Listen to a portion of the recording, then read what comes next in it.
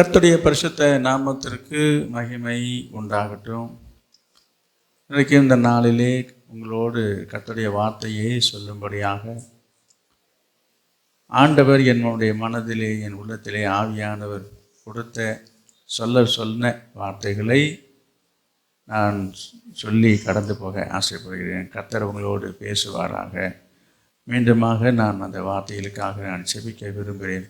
அன்பின் பிதாவே, நாங்கள் உம்மை ஸ்தோத்திரிக்கிறோம். இன்றைக்கு இந்த நாளிலே இந்த சபையில் உள்ளவருக்கு, சபையாருக்கு என்ன சொல்ல விரும்புகிறோ, எதை சொல்ல விரும்புகிறோ, எப்படி சொல்ல விரும்புகிறோ, அவருக்கு என்ன தேவையோ அந்த வார்த்தைகளை, இந்த ஆலோசனைகளை தந்து நீர் உமது நாமத்தை மகிமைப்படுத்துங்கப்பா. நீங்கள் பேசுங்க. உடைய வார்த்தையினாலே அவர்கள் அதை பலப்படுவார்களாக, பரிசுத்தமாக்கப்படுவார்களாக. ஆவியானவர் இறங்கி கிரியை செய்யும்படியாக ஜெபிக்கிறோம். இயேசு நாமத்தில் பிதாவே, ஆமென்.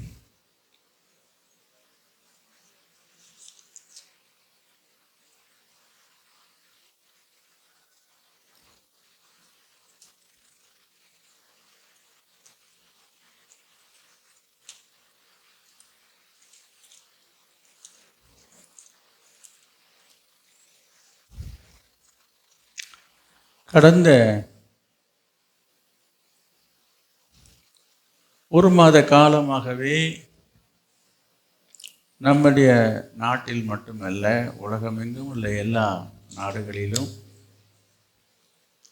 ஒரு விதமான ஒரு காரியங்களை குறித்து கலக்கத்தோடு பேசிக்கொண்டிருக்கிற காரியங்கள் உங்களில் அநேகருக்கு முழுசாக தெரிந்திருக்க வாய்ப்பு இல்லை. அதே சமயம் உங்களில் அநேகருக்கு தெரிந்திருக்க வாய்ப்பும் உண்டு. அதாவது மீடியாக்களில், மற்ற செய்தித்தாள்களிலே, டிவி மூலமாகவோ பல விதங்களிலே இந்த செய்திகள் இன்றைக்கும் பேசப்பட்டு கொண்டு வருகிற காரியம்தான். அதனால் எல்லாருக்குமே தெரியாது என்று சொல்ல முடியாது. அதே சமயம் எல்லாருக்குமே தெரியும் என்று சொல்ல முடியாது. இன்னும் இதனுடைய காரியங்களை குறித்து அறியாமல் புரியாமல் இருக்கிறார்கள். எனவே இந்த காலகட்டத்தில் இப்போ நான் அதை பற்றி சொல்ல வரல. ஆனால் இந்த நாளிலே நம்ம சபையில் இந்த காரியத்தை சொல்ல வேண்டியது அவசியம் என்பதை ஆவியானவர் எனக்கு உணர்த்தியதுனால இன்றைக்கு அந்த காரியங்களை குறித்து, அது விரிவாக சொல்லப்பட வேண்டிய காரியங்கள், கர்த்தருக்கு சித்தமானால் நம்ம அதை தொடர்ந்து அதை பற்றி காரியங்களை விளக்கமாக நம்ம பார்க்கலாம்.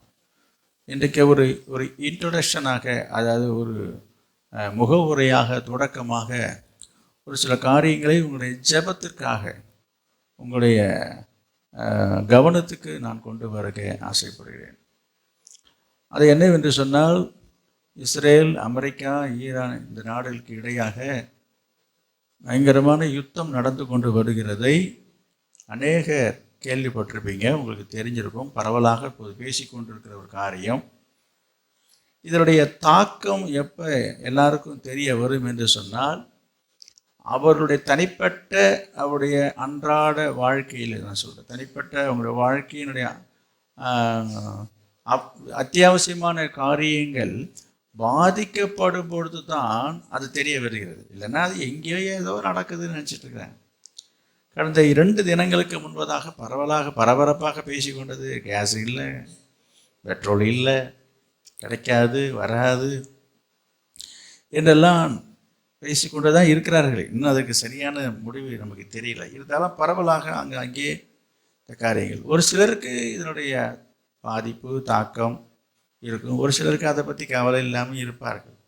எனக்கு இப்போ கேஸை பற்றியோ பெட்ரோலை பற்றியோ நான் சொல்ல வரல. அதை சொல்லுவதும் தவறில்லை, அது அவசியம் இல்லை என்று நான் சொல்ல வரல. அதை நீங்கள் புரிஞ்சுக்கணும். அதை விட ஒரு முக்கியமான ஒரு காரியம் இருக்கிறது, அதை தான் நான் சொல்ல வந்தேன். எது எப்போ எப்படி நடக்குதோ அது நடக்குது. என்ன நடக்க வேண்டும் என்று ஆண்டவர் சொன்னாரோ அது நடந்து கொண்டிருக்கிறது என்பதை தான் நான் உங்களுக்கு இப்போ சொல்ல வருகிறேன். இன்றைக்கு வாசித்த அந்த வேத பகுதியிலே அந்த வசனத்தை உங்கள் கவனத்துக்கு கொண்டு வர நான் விரும்புகிறேன். மத்தேயு எழுதின சுவிசேஷம் 24வது அதிகாரம் மூன்றாவது வசனத்தை நாம் பார்க்கும் பொழுது, பின்பு அவர் ஒலிவ மலையின் மேல் உட்கார்ந்திருக்கையில், இயேசு ஒலிவ மலையின் மேல உட்கார்ந்திருக்கிறார். சீஷர்கள் அப்பொழுது சீஷர்கள் அவரிடத்திலே தனித்து வந்து, தனியாக வந்து, ரகசியமா வந்து கேட்கிற மாதிரி தனித்து வந்து, இவைகள் எப்பொழுது சம்பவிக்கும்? உம்முடைய வருகைக்கும், ஆண்டவரே நீங்க திரும்ப வருவதாக சொல்றீங்களே, உம்முடைய வருகைக்கும் உலகத்தின் முடிவுக்கும் அடையாளம் என்ன? அடையாளம் என்ன? எங்களுக்கு சொல்ல வேண்டும் என்றார். இயேசுவை பார்த்து கேட்குறாங்க சீஷர்கள்லாம், என்ன ஆண்டவரே இப்படிலாம் சொல்றீங்களே, என்ன இதெல்லாம் எப்போ நடக்கும், எப்பொழுது நடக்கும்? அதுக்கு முந்தின 2 வசனங்கள் படிக்க வேண்டாம், அதை வைத்து தான் அவங்க கேட்குறாங்க. என்னங்க என்னென்னமோ சொல்லிட்டு இருக்கீங்களே, இதெல்லாம் எப்போ நடக்கும், அதுக்கு ஏதாவது அறிகுறி அடையாளம் உண்டா என்று சொல்லி இயேசுவிடத்தில் கேட்குறாங்க. அதற்கு இயேசு பிரதியுத்தரமாக, ஒருவனும் உங்களை வஞ்சியாதபடிக்கு எச்சரிக்கையாக இருங்கள் என்று சொல்லிட்டு 6வது வசனத்தை பார்த்தீங்கன்னா, யுத்தங்களையும் யுத்தங்களின் செய்திகளையும் கேள்விப்படுவீர்கள். கலங்காதபடி எச்சரிக்கையாக இருங்கள். இவைகள் எல்லாம் சம்பவிக்க வேண்டியது, ஆனாலும் முடிவு உடனே வராது. சரி, அப்ப என்ன சொல்ல வருகிறேன், நான் சொல்ல வர்றதை விட ஆண்டவர் என்ன சொல்ல வருகிறார் என்று சொன்னா, இப்போ நம்ம கேள்விப்படுகிற இந்த காரியங்கள்லாம் கர்த்தர் என்ன சொல்றாரு, அட என்னப்பா இதெல்லாம் நடக்க வேண்டியதுதான்ப்பா நடக்குது, இதெல்லாம் நடக்க வேண்டியதுதான் நடந்துட்டு இருக்குது அப்படின்னு சொல்றாரு. இது அப்போ சொன்னது இன்றைக்கு நடக்குது. இதெல்லாம் நீங்க கேள்விப்படுவீங்க, உங்க காதுக்கு இது மாதிரிலாம் பெறும். இப்படிலாம் அரச பரசெல்லாம் எல்லாரும் அக்கம் பக்கத்தில் பேசுவாங்க, இப்படிலாம் எங்கே பார்த்தாலும் அதே பேச்சா இருக்கும் என்று சொல்லுவார்கள், கேள்விப்படுவீர்கள். என்ன செய்யணும், அதை குறித்து நீங்கள் கவலைப்படாதீங்க. ஆக மொத்தம் யுத்தம் நிற்கணும்னு சொல்லலை, யுத்தம் இல்லைன்னு சொல்லலை, யுத்தம் வராதுன்னு சொல்லலை. ஆண்டவர் நம்மளை தான் எச்சரிக்கையாக இருக்க சொல்கிறாரு. இவைகள்லாம் என்ன செய்யுமா, நடக்கும், நடக்க வேண்டியது தான் நடந்துகிட்டு இருக்குது. அதே சமயத்தில் அதுதான் நடக்குதே என்று சொல்லி நம்ம அமைதியாகவும் இருக்க முடியாது. எனவே உலகத்தினுடைய சமாதானத்துக்காக நம்ம ஜெபிக்க வேண்டியதும் அவசியமாக இருக்கிறது.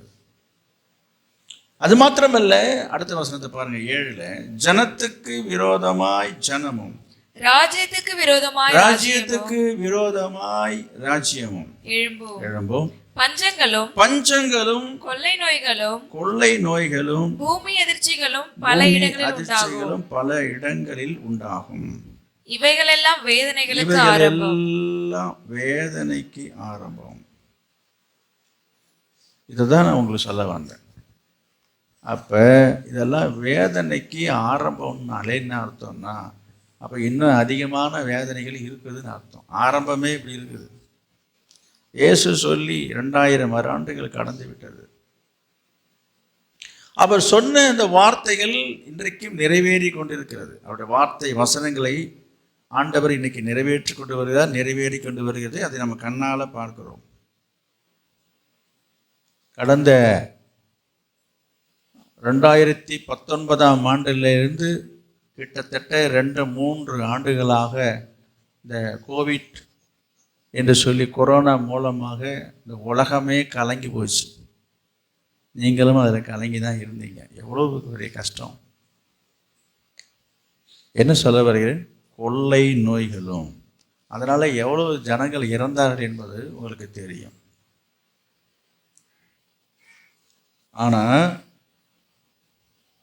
இப்போ அதை விட கொடிய கொடுமையான கொள்ளை நோய்கள் வரப்போவதாக ஆராய்ச்சியாளர்கள், விஞ்ஞானிகள் எச்சரிக்கிறார். அது என்னவென்று சொன்னால், கவனிங்க, அது ஒரு வார்த்தை, நான் அது இந்த செய்தியில் எனக்கு கேட்டதை நான் சொல்கிறேன். பயோவார் என்று சொல்கிறாங்க. அப்படின்னா என்னன்னா, விஷ கிருமிகளை, வைரஸுகளை பரவ விட்டு ஜனங்களை கொண்டு வருது. அது எப்படி என்று சொன்னால், 315 விதமான துஷ்ட மிருகங்களுடைய வைரஸ்களை எல்லாம், கிருமிகள் எல்லாம் ஒரு ஆராய்ச்சி சாலையில் வைத்திருந்தார்களாம். நிறைய அதில் 315 எண்ணிக்கை உள்ள ஒரு சில மிருகங்களுடைய அந்த விஷக்கிருமிகள், அதாவது வைரஸ் காணாமல் போயிடுச்சான். அப்படின்னா என்ன? ஏற்கனவே ஒரு செய்தி உங்களுக்கு தெரியுமான்னு தெரில, இந்த கொரோனாவுக்கு காரணமே சைனாக்காரன் தான் இதை அப்படி பண்ணிட்டாங்கன்னு சொல்லி ஒரு பரவலாக பேசிக்கிட்டாங்க. சீனாவிலேருந்து தான் பரவச்சு, உண்மையாகவே அங்கேருந்து தான் வந்தது. அது எதனால் வந்தது, எப்படி வந்ததுன்னு போது அவங்க அதுக்கு ஒரு சில விளக்கங்கள்லாம் சொன்னாங்க. இந்த மாதிரி அதுக்குள்ளார இந்த மாதிரி வைத்து மற்ற நாடுகள் வளர்ச்சியை தடை செய்திருக்காங்க, அப்படிலாம் பண்ணுறாங்க, பேசிக்கிட்டாங்க. அது எந்த அளவுக்கு உண்மையில்லை எனக்கு தெரியாது. ஆனால் ஒரு காரியம் இப்போ இருக்கிறதை உங்களுக்கு நான் சொல்ல வருகிறது என்னவென்றால், இப்போ ஒரு சில நாடுகளிலே அது போல் வைத்திருக்கிறார்கள். அவசியத்துக்கு அவசரத்துக்கு தேவை என்றால் அதை அவர் பயன்படுத்தவே தயங்க மாட்டார்களாம். என்னது? இந்த வைரஸ் கிருமியினுடைய பவரை பற்றி என்ன சொல்கிறாங்கன்னா, இப்போ எப்படி ஒரு கொரோனா வந்து ஒரு மனுஷனுடைய உயிரை கொல்லக்கூடிய ஒரு உயிர்கொல்லியில், இது மனுஷனுடைய உயிரையே கொன்று எத்தனை பேர்களை இறந்து போனதே நம்ம கேள்விப்பட்டோம். நமக்கு அருமையானவர்களெல்லாம் நம்ம இழந்தது உண்டு தானே. அதை விட 100 மடங்கு பவர் உள்ளதான் இந்த வைரஸுக்கு. இப்போ நான் சொல்கிறேன், 315 துஷ்ட மிருகங்களுடைய வைரஸ் கிருமிகள்லாம் காணாமல் போயிடுச்சு. எங்கே இருக்குது, யார்கிட்ட இருக்குது, என்ன ஆகும்னு தெரியாது. ஒருவேளை ஏற்கனவே வந்தது போல் செய்தது போல் செய்தாங்கன்னா இந்த உலகமே தாங்காது. எனவே இந்த உலகம் அழிவை நோக்கி சென்று கொண்டு இருக்கிறது என்பதை நான் சொல்லிக் கொள்கிறேன். இயேசு சொன்ன வார்த்தைகள் நடந்து கொண்டிருக்கிறது, நிறைவேறி கொண்டிருக்கிற காலத்தில் நம்ம வாழ்ந்து கொண்டிருக்கிறோம். நம்ம இதுவரைக்கும் ஒவ்வொரு வாரமும் அநேக காரியங்களை குறித்து வேதத்திலிருந்து நம்ம தியானித்தது உண்மைதான். அதே சமயத்தில் மிக முக்கியமான அவசியமான செய்தி இப்போ இன்றைக்கு நான் உங்களுக்கு சொல்ல ஒரு விஷயம் சொல்கிறேன். என்னவென்று சொன்னாலும், ஆண்டவர் இயேசு கிறிஸ்துவினுடைய வருகை மிக சீக்கிரமாக இருக்கிறது. அவர் சொன்ன அடையாளங்கள் எல்லாம் நடந்து கொண்டிருக்கிறது, எல்லாமே நடந்துட்டு இருக்கிறது, எதுவுமே நின்று போகலை. எனவே இதெல்லாம் பார்க்கும்போது ஆண்டவருடைய வருகை மிக சீக்கிரமாக விரைவாக, ஏனென்றால் அவர் சொல்லி சென்று 2000 ஆண்டுகளுக்கு மேலே ஆயிடுச்சு. அதனால் இனியும் இதற்கப்புறமும் இது தள்ளி போகும், தாமதமாகும் என்று நினைப்பதற்கு இடமில்லை. ஆனால் அப்படி தான் சிலர் நினைக்கிறாங்க. அதையே பிடிச்சி சொல்லிகிட்டு இருக்கிறாங்க, இப்போ 2000 வருஷமாக சொல்லிகிட்டு இருக்கிறாங்க என்று. இல்லை இல்லை இல்லை, நாம் அந்த தீர்க்க தரிசன வார்த்தைகள் வசனங்கள் நிறைவேறுகிற காலத்திலே வாழ்ந்து கொண்டிருக்கிறோம். இயேசு சொன்ன அந்த வார்த்தைகள் நடக்கிறதை நம்ம வாழ்கிற நம்ம காலத்திலே நம்ம கண்ணால் பார்க்கக்கூடிய ஒரு கட்டத்திலே நாம் வாழ்ந்து கொண்டிருக்கிறோம். ஞாபகம் வச்சுங்க, நம்மளுக்கு முன்னோர்கள் ஒரு வேளை அதை பார்க்காம இருந்திருக்கலாம். இன்றைக்கு வாழ்ந்து கொண்டிருக்கிற நாம் எல்லாரும் நம்ம கண்ணு முன்னால் தான் இந்த காரியங்கள் நடக்கிறது மட்டும் இல்லை, நடக்க போகிறது. எனவே ஆண்டவர் நம்மை இந்த வார்த்தையின் மூலமாக நம்மை அவர் எச்சரிக்கிறார்.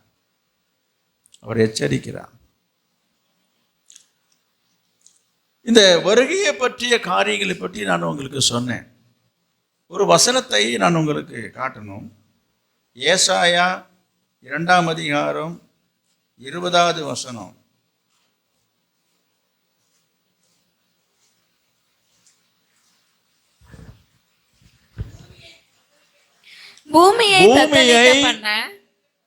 பூமியை தத்தளிக்க பண்ண கர்த்தர் எழும்பும் அந்நாளிலே அவருடைய பயங்கரத்திற்கும் அவருடைய மகிமை பிரதாபத்திற்கும் விலகி கன்மலைகளின் வெடிப்புகளிலும் குன்றுகளின் சந்துகளிலும் புகுந்து கொள்ளும்படிக்கு மனுஷன் பணிந்து கொள்ள தனக்கு உண்டாயிருந்த தன் வெள்ளி விக்கிரங்களையும் தன் பொன் விக்கிரங்களையும் மூஞ்சூறுகளும் துறிஞ்சில்களும் எரிந்து விடுவான்.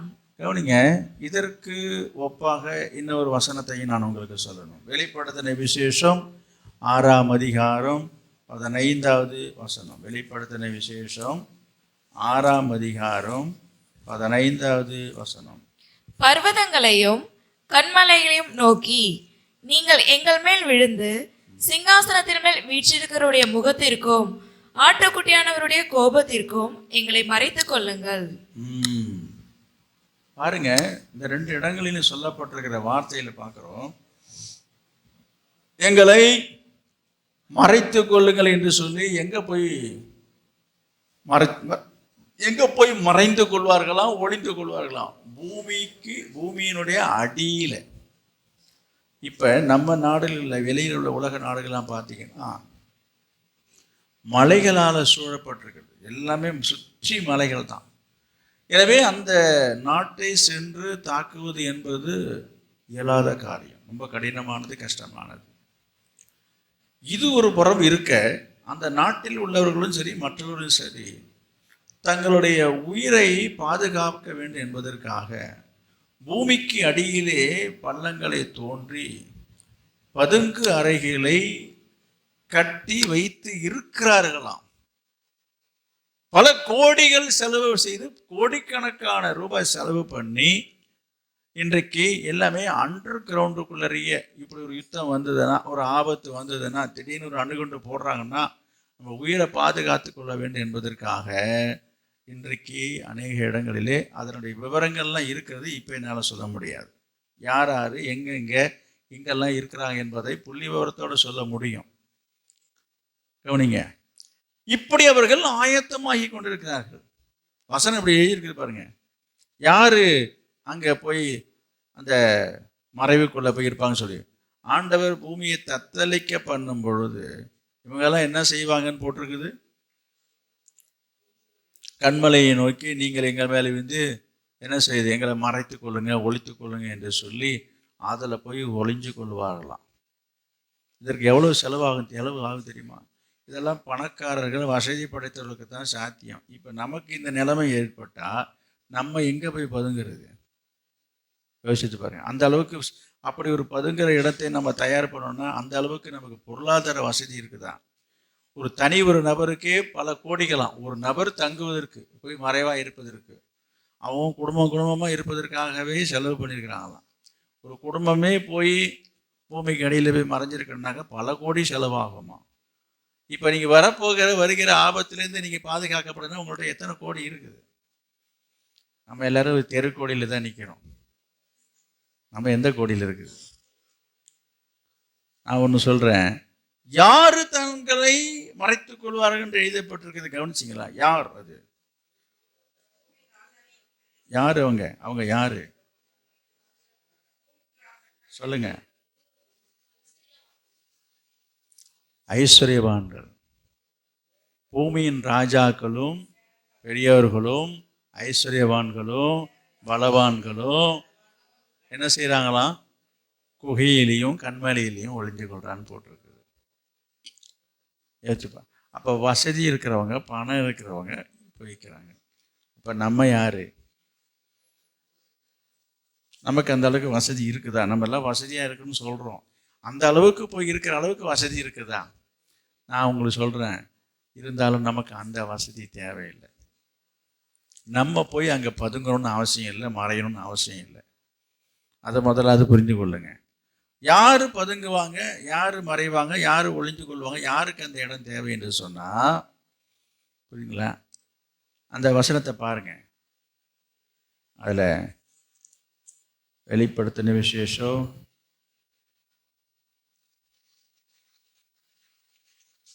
6:16. பர்வதங்களையும் கண்மலையையும் நோக்கி நீங்கள் எங்கள் மேல் விழுந்து சிங்காசனத்தின் மேல் வீற்றிருக்கிறவருடைய முகத்திற்கும் ஆட்டுக்குட்டியானவருடைய கோபத்திற்கும் எங்களை மறைத்துக் கொள்ளுங்கள். அவருடைய கோபாக்கினியின் மகா நாள் வந்து விட்டது, யார் நிலை நிற்கக்கூடும் என்று இப்படி சொல்லுவாங்களாம். இப்படி சொல்லுகிற ஒரு காலம் வரத்தான் போகிறது, வந்து விட்டது என்று கூட சொல்லலாம். அதற்காகத்தான் எல்லாம் இப்போ ஆயத்தமாகிட்டு இருக்கிறாங்க. உலகத்தில் இருக்க பெரிய பெரிய தலைவர்கள்லாம், வசதி உள்ளவங்கெல்லாம் திடீரென்று உலக போர் வந்துடுச்சுன்னா, இப்போ சற்று ஒரு சில நாட்களுக்கு முன்பு நடந்த சம்பவம், ஈரானினுடைய மிகப்பெரிய தலைவர் குடும்பமே கூண்டோடு காலி பண்ணிட்டாங்க, அமெரிக்காவிலேருந்து போட்ட அந்த ஏவுகணை மூலமாக. அதுதான் இன்றைக்கு பரபரப்பாக பேசப்படுகிறது. அவங்களெல்லாம் இன்றைக்கு அந்த தேசத்தில் உள்ளவர்கள் எல்லாரும் வெகுண்டு எழுந்து இந்த போர் தீ பற்றி எரிந்து கொண்டிருக்குது. இப்போ வேகம் கோபம் அதிகமாகி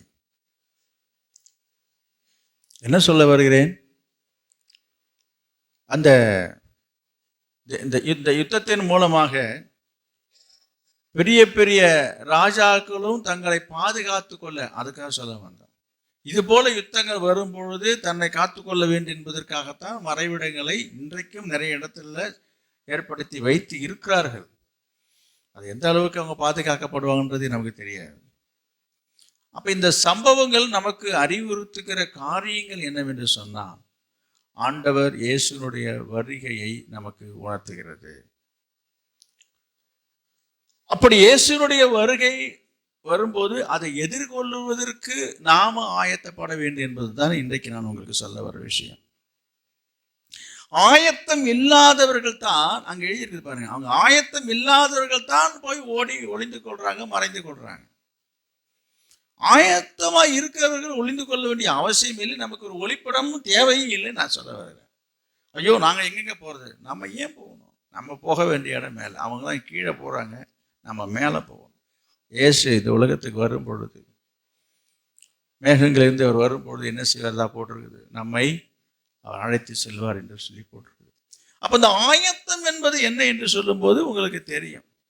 அப்ப யார் தன்னை ஒளித்துக் கொள்வார்கள், மறைத்துக் கொள்வார்கள், ஒளிந்து கொள்வார்கள் என்று சொன்னால், இயேசுவை ஏற்றுக்கொள்ளாதவர்கள், இயேசுவை விசுவாசிக்காதவர்கள், இயேசுவை நம்பாதவர்கள், அறியாதவர்கள், அவங்களுடைய நிலைமை தான் இது. ரட்சிக்கப்படாதவர்கள், சரிங்களா, ரட்சிப்பை பெற்றிருந்தும் ஆண்டவருக்கு உண்மை இல்லாதவர்கள், ஒரு சபையிலே நிலைத்து இராதவர்கள், கிறிஸ்தவர்கள் என்கிற பெயர் கொண்டிருந்தும் கிறிஸ்துவுக்காக வாழாமல் கிறிஸ்துவை பின்பற்றாமல் வாழ்றவங்க, இவங்களுடைய நிலைமையெல்லாம் பரிதாபமாக தான் முடியும். இவங்களுடைய நிலைமையெல்லாம் பரிதாபமாக தான் முடியும். அவர்கள் தான் இப்படி ஒளிந்து கொள்ளும்படியாக தீ விதிப்பார்களாம். வசதி இருக்கிறவன் போய் ஒளிஞ்சிக்கிறான், வசதி இல்லாத ஒரு நிலைமை என்ன ஆகும். ஆனால் ஒன்றுங்க, நீ எங்கே போய் எந்த இடத்துல போய் என்னத்தை நீ ஒளிஞ்சாதான் சரி. இப்பொழுது இப்பொழுது உள்ள ஒரு அறிக்கையை செய்தி என்ன சொல்லுகிறது என்று சொன்னால், நியூக்ளியர் வார் என்று சொல்லி வரும் என்று பேசி கொண்டிருக்கிறார்கள். இப்போ இந்த சண்டைக்கு காரணமே அதுதான். அமெரிக்காவுக்கும் ஈரான் தேசத்துக்கும் சண்டை வரத்துக்கு காரணமே, ஈரான் தேசத்தில் அந்த நியூக்ளியர் வாருக்கு வேண்டிய அந்த வெடிகுண்டுகள், அதுக்குரிய அழிவுக்கான காரியங்கள் எல்லாமே அவங்க தயார் பண்ணி வச்சுருக்கிறாங்க. இதை நீ செய்யக்கூடாது, இதை பயன்படுத்தக்கூடாது, உங்கள்கிட்ட இருக்கக்கூடாது என்பது தான் அமெரிக்காவுடைய வாதமாக இருக்கிறது. இதை அவங்க பரிசோதனை செய்வதற்கும் அவங்க அனுமதிக்காதனால தான் சண்டை அதை எல்லாவற்றையும் ஸ்டாப் பண்ணணும் என்று சொல்கிறாங்க. இந்த சண்டைக்கு மூல காரணத்தை நான் சொல்கிறேன். சரி, ஏன் இதை தடுக்கிறாங்க? ஏன் அது அவங்க யாரும் அவங்கவுங்க நாட்டில் அவங்க பாதுகாப்புக்கு எதாவது எடுத்துகிட்டு போட்டுவேன்னு சொல்லி இல்லாமல் ஏன் இதை எதிர்க்கிறாங்க என்று சொல்லி நீங்கள் கேட்டிங்கன்னா, நல்லா கவனிங்க. இந்த நியூக்ளியர் வார் என்று சொல்லும்போது அதனுடைய பாதிப்பு எந்த அளவுக்கு ஏற்படும் என்று சொன்னால், இப்பொழுது தயார் செய்து வைத்திருக்கிறார்கள். நான் சொல்கிறது இந்த நியூக்ளியர் வாருக்காக அதற்காக தயார் செய்யப்பட்டிருக்கிற அந்த வெடிகுண்டுகளுடைய பவர், அதை உபயோகப்படுத்திட்டாங்கன்னு சொன்னான். அதை அந்த நியூக்ளியர் வாருக்குரிய அந்த பாமை அவங்க பயன்படுத்திட்டாலே மொத்தத்தில் இந்த ஒட்டுமொத்தமாக இந்த உலகத்தில் இருக்கிற 500 கோடி மக்கள் செத்துருவாங்க. புரியுதா உங்களுக்கு? இப்போ முதல்ல உலகத்தினுடைய மக்கள் தொகை என்னன்றதை நம்ம பார்ப்போம். கொஞ்சம் யோசிச்சு பாருங்க. நம்ம இந்தியாவில் 100 கோடி தாண்டிடுச்சு. நம்ம இந்தியாவிலே 100 தாண்டிடுச்சு, இருக்கட்டும். அப்போ இது போல் 5 நாடுகள் கணக்கு வருது இப்போ, சரிங்களா? அப்போ மற்ற இது என்னன்னா ஒரு புள்ளி விவரம், அவ்வளோதான். இவ்வளவு திரளான மக்களையும் அழிக்கக்கூடிய ஒரு சக்தி வாய்ந்த ஆயுதம் அது. இதை பெரிய வல்லரசு நாடுகள் எல்லாம் தயாரித்து வச்சிருக்கிறாங்க. அவங்கவுங்க தேவைக்கு பயன்படும் சொல்லி பத்திரமா வச்சிருக்கிறாங்க, ஆபத்துக்கு அவசரத்துக்கு உதவுன்னு. இதை தான் இந்த அமெரிக்கா எதிர்க்கிறது. அதனால தான் யுத்தங்கள் வருகிறது. இது ஒரு பக்கம் இருக்கவே, நான் சொல்ல வருகிறது என்னென்றால், இந்த இவங்களுடைய வார்த்தையை கேட்காம, அதுக்கு அதுக்கு கட்டுப்படாமல் அவங்கள்ட்ட வைத்திருக்கிற அந்த பாம், அந்த அணுகுண்டுகளெல்லாம் அவங்க பயன்படுத்திட்டா என்று சொன்னால் உலகத்தில் ஒரு பெரிய அழிவே வரும். இன்னொரு செய்தி உங்களுக்கு தெரியுமான்னு எனக்கு தெரியல, நிறைய பேருக்கு தெரிஞ்சிருக்கும். என்னவென்றால், இப்போ இந்த ஈரான் தேசத்துக்காரங்க என்ன செய்துட்டாங்கன்னா, இந்த மாதிரி கடுமையான ஒரு பாதிப்பை அமெரிக்கா இஸ்ரேல் மூலமாக வந்ததுனால இப்போ மற்றவங்களை எப்படியாவது கவர் பண்ணணும் என்று சொல்லி, உங்களுக்கு சிலருக்கு தெரியாது, இப்போ நம்முடைய நாட்டினுடைய வாழ்வு ஆதாரமே கவனிங்க, முக்கியமாகவே இந்த பெட்ரோலில் தான் இருக்குது. எல்லாமே நமக்கு தேவை தான், இல்லைன்னு நான் சொல்ல. நீங்கள் வேணால் பாருங்கள், ஒரு நாளைக்கு அந்த பெட்ரோலே சுத்தமாக எங்கேயுமே இல்லைன்ற ஒரு நிலைமை ஆயிடுச்சுன்னா, அது எங்கே தொட்டு எங்கெல்லாம் பாதிக்குன்றது உங்களுக்கு புரியாது. நம்ம நினச்சிட்டு இருக்கலாம், நாங்கள் என்னங்க வண்டியாக ஓட்டுறோம், நாங்கள் என்னங்க காராக வச்சுருக்குறோம், நான் நடந்து கூட போயிடுவேங்க, அப்படிலாம் நீங்கள் சில பேர் நினச்சிட்டு இருக்கலாம். இங்கே பாருங்கள், நீங்கள் போகிறதுக்கு வர்றதை பற்றியே நான் பேச வரல. இந்த பெட்ரோல் ஒன்று சுத்தமாகவே இன்றைக்கி இல்லை என்ற நிலைமை ஏற்படுச்சுன்னா பஸ்ஸு ஓடாது, டீசல், நான் சொல்கிறது பெட்ரோல் டீசல் சேர்த்து தான் சொல்கிறேன்.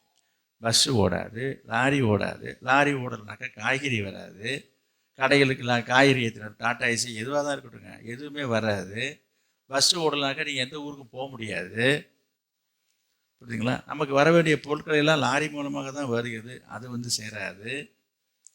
இப்படி ஒன்று தொட்டு ஒன்று ஒரு செயின் போல் அது பாதிக்கப்படுறது. அத்தியாவசிய பண்டங்கள் உங்களுக்கு என்ன செய்யும், கிடைக்காம வரவே இல்லைனாக்கா லாக்டவுனில் வந்த மாதிரி தான். போக்குவரத்து கஷ்டம், எவ்வளோ கஷ்டப்பட்டீங்கன்றது உங்களுக்கு தெரியும். நம்ம நினச்சிட்டு இருக்கோம், அது என்னமோ யாருன்னு எந்த வெளிநாட்டுக்காரன் பெட்ரோல், இது நம்ம சொல்கிற மாதிரி இந்த அடி வயிற்றில் கை வைக்கிறதுன்னு சொல்கிறாங்கல்ல, அதை போல தான் இது. நமக்கு நிறைய காரியங்களையும் அன்றாட வாழ்க்கையிலே நம்ம பயன்படுத்தி கொண்டு வந்தாலும் நேரடியாகவே யாரும் பெட்ரோலை பயன்படுத்தலை. இப்போ நான் இருக்கிறத சொல்கிறேன், ஒரு சிலரை தவிர, இந்த 2 சக்கர வாகனமோ கார் வச்சிருக்கல தவிர மற்றவங்களுக்கும் பெட்ரோலுக்கு சம்மந்தமே கிடையாது. இப்போ இருக்கிறவங்க சொல்கிறேன், நீங்கள் யூஸ் பண்ணுறது இல்லைன்னு சொல்கிறேன், ஆனால் அதோடைய தாக்கம் உங்களை பாதிக்கும் என்று நான் சொல்கிறேன். பஸ்ஸு ஓடலை, கார் ஓடலை, ஆட்டோ ஓடலை, எதுவுமே ஓடலை, என்ன ஆகும் கதை சொல்லுங்கள். கடைகளில் பொருள்கள் கிடைக்கல, மளிகை ஜாமான் இல்லை, எல்லாம் ஒவ்வொரு காரியமும் பாதிக்க என்ன ஆகும்? அப்போ தான் இதுக்கு இவ்வளோ பிரச்சனையாக நீங்கள் நினைப்பீங்க. இப்படி தான் சில காரியங்களை சிலர் புரியாமல் இருக்கிறாங்க. சரி, நான் சொல்ல வந்த விஷயத்தை மறந்துட்டேன். அதனால் இந்த ஈரான் தேசத்துக்காரங்க இந்த அளவும் என்ன செய்திருக்கிறாங்கன்னா, இந்த பெட்ரோல் எல்லாமே நமக்கு இந்த வளைகுடா நாட்டிலிருந்து தான் கப்பல் மூலமாக தான் வந்து கொண்டிருக்கிறது. தினமோ அல்லது வாரத்துக்கு ஒரு முறையோ கப்பலாக வந்து தான் அந்த கச்சா எண்ணெய் இன்றைக்கு இந்தியா பூரா நம்ம நாட்டுடைய அத்தனை பெட்ரோல் பங்குகளுக்கும் அது விநியோகிக்கப்பட்டு வந்துட்டு இருக்குது. அங்கே வந்துக்கிட்டே இருக்கும், இங்கே செலவாகிட்டு இருக்குது. இப்போ இந்த கப்பல் போக்குவரத்தையே தடுத்துடுறாங்க. இவங்க என்னங்க தடுக்குது, மீறிட்டு வந்துடலாமே அப்படி சொல்லலாம். அதுதான் நானும் சொல்கிறேன், எந்த வழியாக கப்பல் போகிறதுக்குன்னு வழித்தடங்கள் இருக்குது, அப்படி தான் வர முடியும், வேறு வழியில் வர முடியாது. அந்த வழித்தடங்களிலே இந்த கப்பல் வராதபடிக்கு கடலுக்குள்ளே, கடல் ஆழத்தில் கன்னி வெடிகளை போல வெடிக்கக்கூடிய வெடிகுண்டுகள் எல்லாம் புதைச்சி வச்சிருக்கிறானா ஈரான். இது சிலருக்கு தெரியும், தெரியாதவங்களுக்காக நான் சொல்கிறேன். இப்போ அந்த இடத்த கப்பல் கடந்து போகுது என்று சொன்னால் ஒரே நிமிஷத்தில் சுத்தமாக எல்லாம் பசுவமாயிடும். இதற்கு பயந்துக்கிட்டு இப்போ எந்த நாட்டு கப்பலுமே இங்கே வரல. அதுதான் பிரச்சனையே. இப்போ இங்கே மட்டும், இந்தியாவை மட்டும் இல்லைங்க, எங்கெல்லாம் கப்பல் மூலமாக இது விநியோகிக்கப்படுகிறதோ அதையெல்லாம் இப்போ தடை செய்யப்பட்டு நிற்கிறதுனால எல்லாம் ஸ்தம்பிச்சு நிற்கிறது எல்லா நாடும். இப்போ அவங்கவுங்கள்ட்ட ஏற்கனவே இருந்த ஸ்டாக்கை இருப்பை வச்சு சமாளிச்சுட்டு இருக்கிறாங்க. உடனடியாக இந்த தாக்கம் தெரியாது, சீக்கிரமாக அந்த தடைகள் நீக்கப்பட்டால் நமக்கு பிரச்சனை இல்லை. அப்படிதான் நம்பிக்கிட்டு இருக்கிறாங்க. நம்ம நம்புறது போது நடந்தாலும் நல்லது தான். அப்படி ஒரு வேளை அது நிறைவேறாத பட்சத்தில் பெரிய தாக்கத்தை ஏற்படுத்தும். நான் எதுக்கு சொல்ல வரேன்னு சொன்னால், இப்போ பெட்ரோலுக்காகவும் கப்பலுக்காக அதை சொல்ல வரல, அழிவு சக்திகள் எப்படிலாம் உருவாக்கப்பட்டிருக்கிறது என்றது நான் சொல்ல வருகிறேன். உலகத்துக்கு எப்படி ஒரு அழிவு சமீபமாக இருக்கிறது என்பதை நான் உங்களுக்கு சொல்ல வருகிறேன். இதை நம்ம புரிஞ்சுக்கணும். இதெல்லாம் புரிஞ்சு நாங்கள் என்ன பண்ண மாட்டோம், எங்களுக்கு ஏதோ வேலைக்கு ஏதோ கிடைச்சா போகுதுன்னு நினைக்கிறீங்களா? நான் சொல்லி முடிக்கும் போது சொல்கிறேன். இப்படித்தான் சில பேரை எண்ணிக்கொண்டிருக்கிறாங்க. எனவே ஆண்டவர் சொல்றாரு, இவைகள்லாம் என்னவா? இவைகள்லாம் வேதனைக்கு ஆரம்பம். எனவே வேதனை ஆரம்பிச்சிச்சு. அப்போ என்ன செய்யலாம்? அப்போ என்ன செய்யணும்? வாசிப்போம். 2 பேதுரு 3ஆம் அதிகாரம், 2 பேதுரு 3ஆம் அதிகாரம்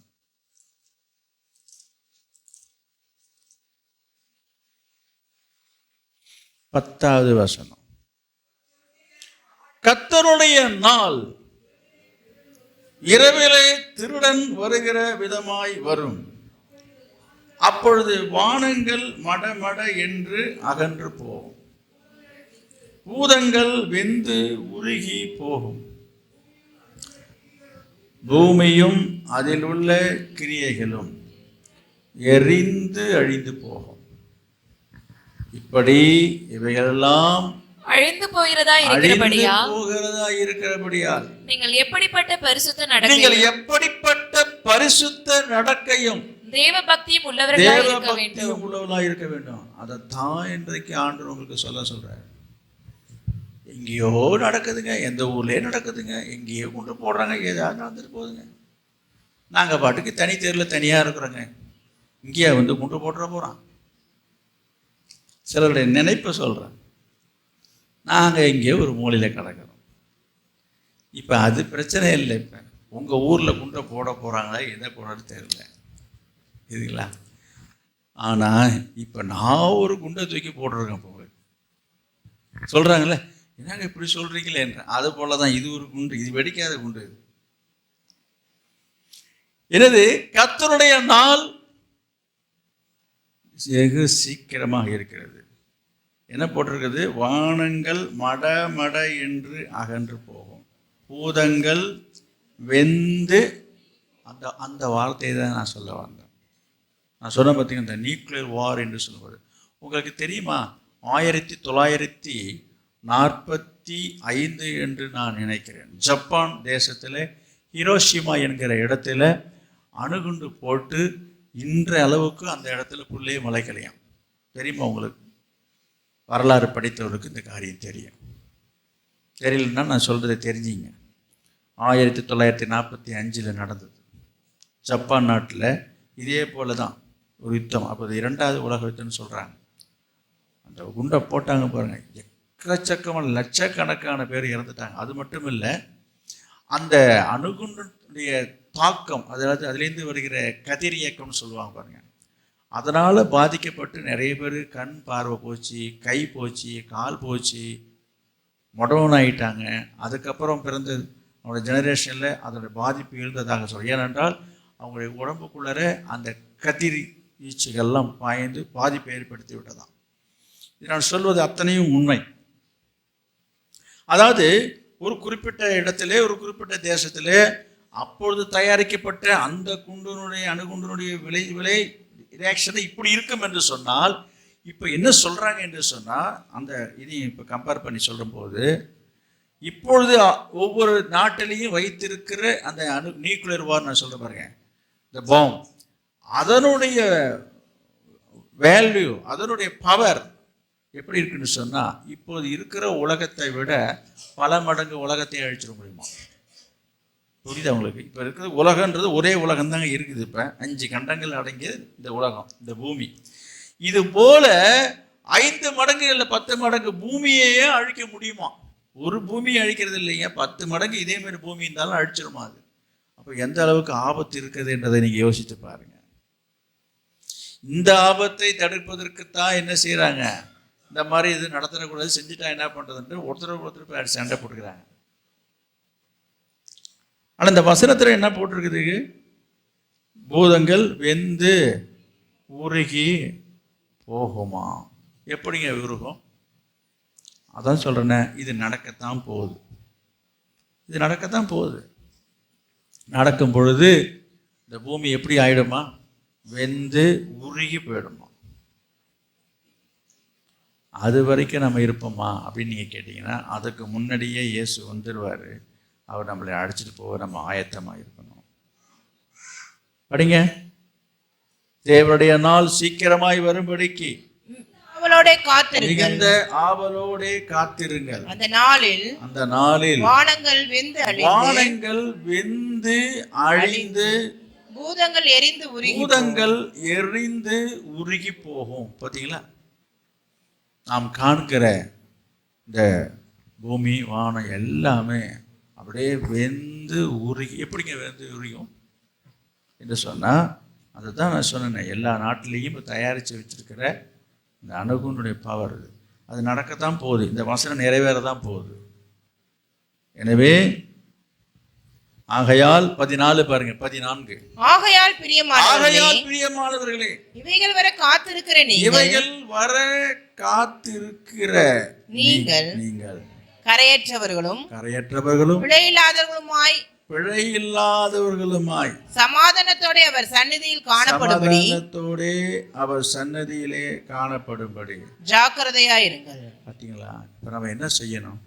ஆகையால் பிரியமலை, இந்த மாதிரிலாம் நடக்க போகுது. இப்போ நடக்குது, நம்ம கண்ணு கவனிங்க. இப்போ இந்த பைபிளில் எழுதப்பட்டிருக்கிற இந்த சம்பவங்கள், தீர்க்க தரிசனங்கள் எல்லாமே நாம் வாழ்ந்துக்கிட்டு இருக்கிற இந்த காலத்தில் தான் நடக்க போகுது.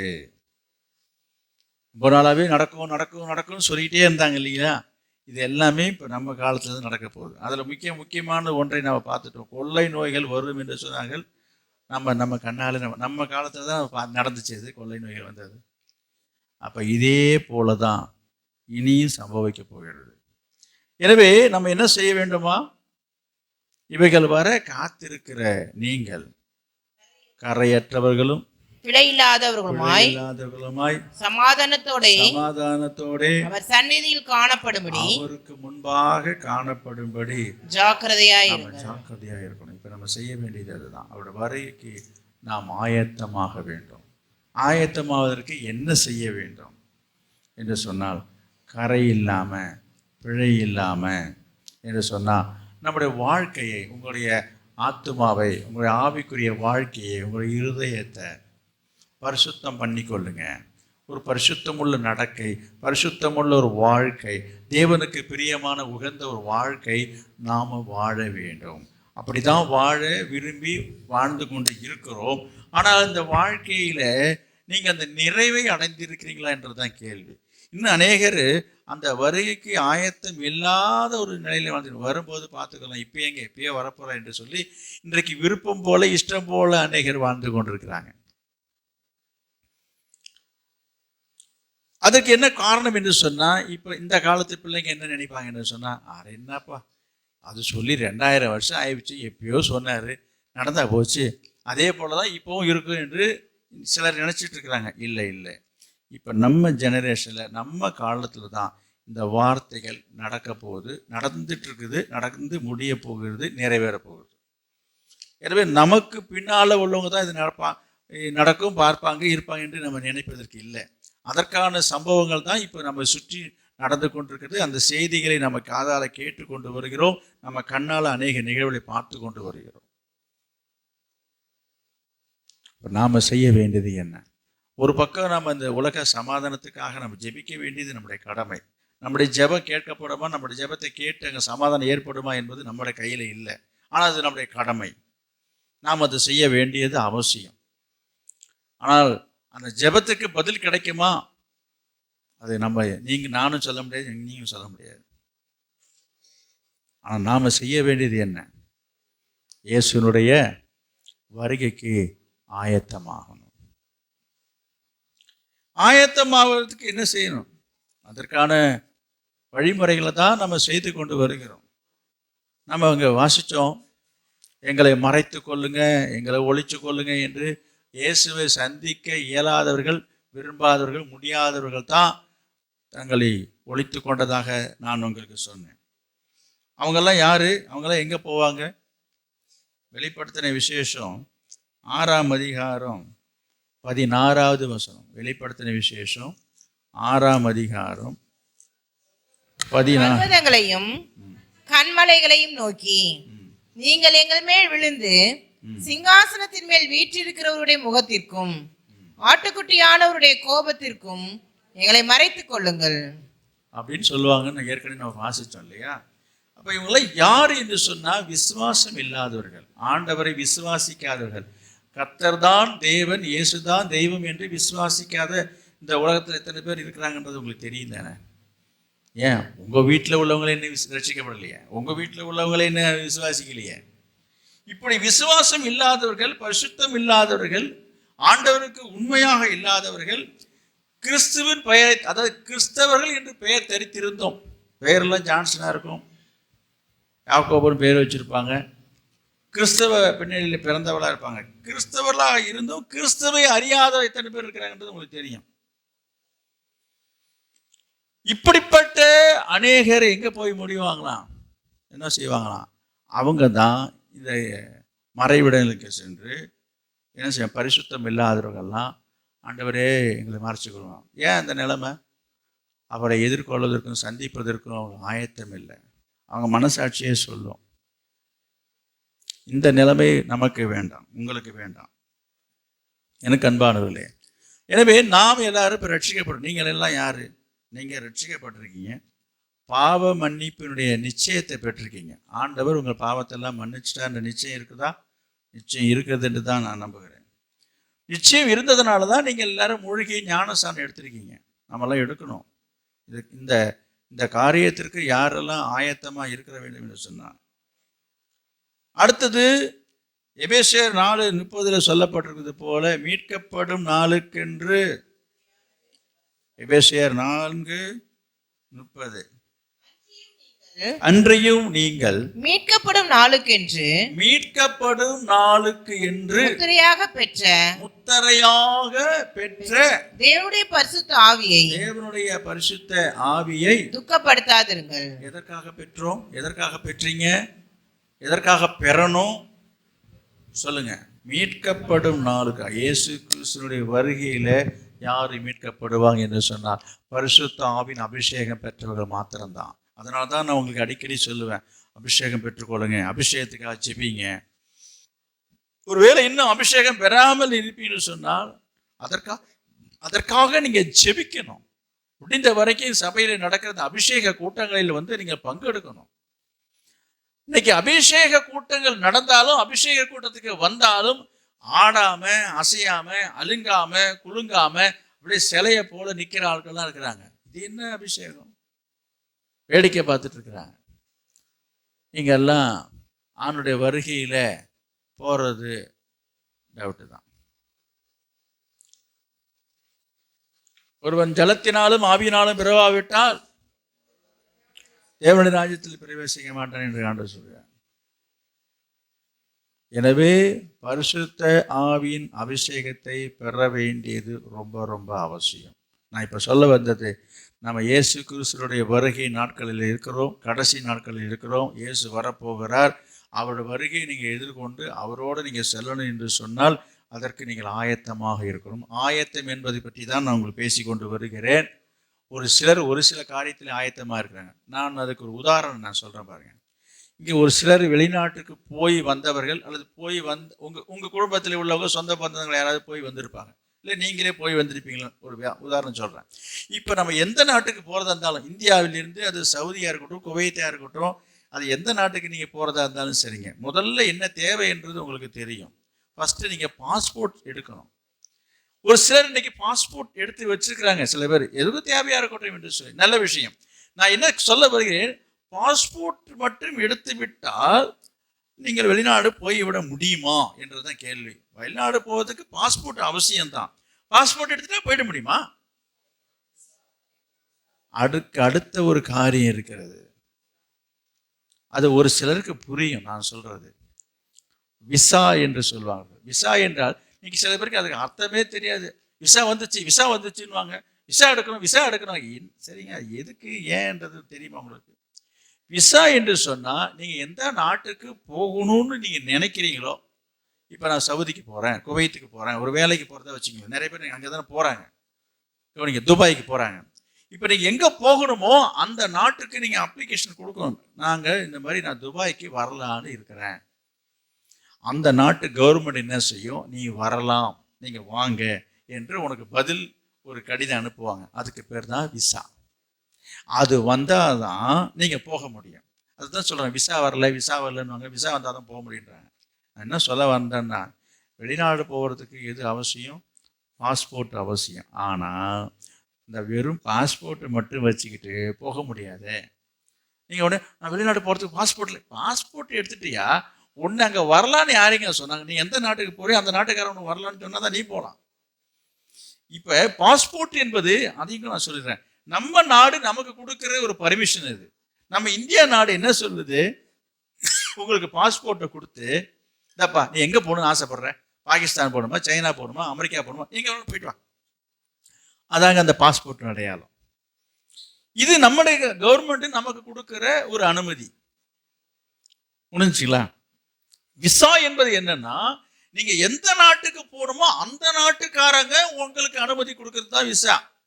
இந்த விசாவை எடுத்துக்கிட்டு நீங்க துபாயிலேருந்து வந்த விசாவை எடுத்துக்கிட்டு நீங்க அமெரிக்கா போக முடியாது. ஞாபகம் வச்சுங்க, அமெரிக்காவிலேருந்து ஒரு விசா வந்து எடுத்துக்கிட்டு நீங்க துபாய் போக முடியாது.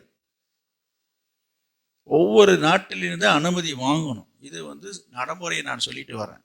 இப்போ நான் எங்கே வந்துடுறேன்னா, பரலோகம் போகிறத பற்றி பேசிகிட்டு இருக்கிறேன். ஆண்டவர் வருகிறார் என்று சொல்லும்போது, ஒரு வருகையில் நாம் எதிர்கொண்டு போகணும் என்று சொல்லும்போது, நீங்கள் எல்லாருமே பாஸ்போர்ட்டு வாங்கிட்டீங்க. இங்கே வந்திருக்க அத்தனை பேருமே ரட்சிக்கப்பட்டிருக்கிற, இன்றைக்கு இந்த சபையில் விசுவாசியாக பல வருஷமாக இருக்கிற நீங்கள் பாஸ்போர்ட்டு வாங்கி ரொம்ப நாள் ஆயிடுச்சு. ஒரு சிலர் விசாவும் வாங்கிட்டாங்க, ஒரு சிலர் இன்னும் நிறைய பேர் விசா வாங்காமல் இருக்கிறாங்க. இதை சொல்லும்போது இப்படி பார்ப்பாங்க, விசா வாங்கிட்டாங்க வாங்கலையா, எனக்கு அவர் கொடுக்கவே இல்லை, எப்போங்க கொடுத்தாரு அவர் அப்படின்னு என்னிட்ட சண்டைக்கு வருவாங்க. இப்போ ஓஹோ வேண்டியவங்களுக்கு அப்படி இல்லை. நான் விசா கொடுக்கறது என் வேலை இல்லைங்க, பாஸ்போர்ட்டு கொடுக்கறது மட்டும்தாங்க என் வேலை. உங்களுக்கு புரியும்னு நினைக்கிறேன். பாஸ்போர்ட்டு கொடுக்கறது இந்தியா வேலைன்னு சொன்ன மாதிரி உங்களுக்கு பாஸ்போர்ட்டு கொடுக்கறதுக்கு என் வேலை முடிஞ்சிச்சு. அதுதான் நான் உங்களுக்கு ஞானஸ்தானம் கொடுத்தது. புரியுதா? ஞானஸ்தானம் கொடுத்தாச்சுங்க. அடுத்தது விசா யார் கொடுக்கணும்? பரலோகத்திலிருந்து யாரு கொடுக்கணும்? பரிசுத்த ஆவியானவர். என்னது? பரிசுத்த ஆவியானவர் என்கிட்ட இருக்கு, நானா கொடுக்க முடியும் உங்களுக்கு? பரிசுத்த ஆவியானவர் அபிஷேகத்துக்குள்ள உங்களை நான் நடத்தலாம், அதுக்கு உங்களை நான் வழி நடத்த முடியும், அதை சொல்லலாம். இதுதான் நான் செய்ய முடியும். என்ன செய்ய முடியாது? அபிஷேகம் பண்ணுகிறார் அவரல்லவா? நான் உங்களுக்கு சொல்கிறேன், இன்னும் விசா வாங்காதவங்கெல்லாம் சீக்கிரமாக விசா வாங்கிடுங்க. புரியுதா? என்ன விசா இருந்தால் தான் எங்கே போக முடியும்? ஆமாம், நிஜமாக சொல்கிறேன். மீட்கப்படும் நாளுக்கென்று முத்தரை, அதான் ரொம்ப முக்கியம். நல்லா கவனிங்க. இன்றைக்கி அரசு அலுவலகங்களில் போய் நீ எந்த சர்டிஃபிகேட்டை வாங்கினாலும் சரிங்க, இந்த கோபுர சீலுன்னு ஒன்று போடுவாங்க, பார்த்துருக்கீங்களா? எந்த சர்டிஃபிகேட்டாக இருந்தாலும் சரிங்க, அது இருந்தால் தான் அது அது என்னது, அது உத்தரவாதம், இது உண்மையானது. இல்லைன்னா அது இல்லைன்னு நமக்கு தெரியுது.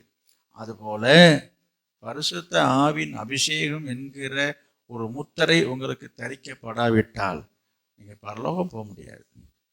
எனவே இதனுடைய அவசியத்தை உணர்ந்து நீங்கள் அதுக்காக அழுது புலம்பி ஜெபித்து பிரயாசப்பட்டு பரிசுத்த ஆவியினுடைய அபிஷேகத்தை பெற்றுக்கொள். நிறைய பேர் அதை குறித்து ஒரு கருத்து இல்லாமல், சிரத்தை இல்லாமல் இருக்கிறாங்க. அதுக்கு என்னங்க அவர் கொடுத்தா கொடுக்கட்டுங்க, அவர் எப்போ கொடுப்பாரோ தெரியல, அவர் கொடுக்குறது. இதெல்லாம் இப்படி சொல்லக்கூடாது. கேளுங்கள் அப்பொழுது உங்களுக்கு கொடுக்கப்படும். நீங்கள் தான் கேட்கணும். நான் கேட்டுட்டு தாங்க இருக்கேன். அடுத்தது, நான் கேட்டுட்டு தானே இருக்கிறேன், நான் கேட்குறேனே அப்படி சொல்லுவேன். நான் சொல்கிறேன், பெற்றுக்கொள்ளும் வரையும் நீங்கள் கேட்டுக்கொண்டிருக்க வேண்டும், அல்லது அவர் கொடுக்கிற வரையும் நீங்கள் கேட்டுக்கொண்டு தான் இருக்க வேண்டும்.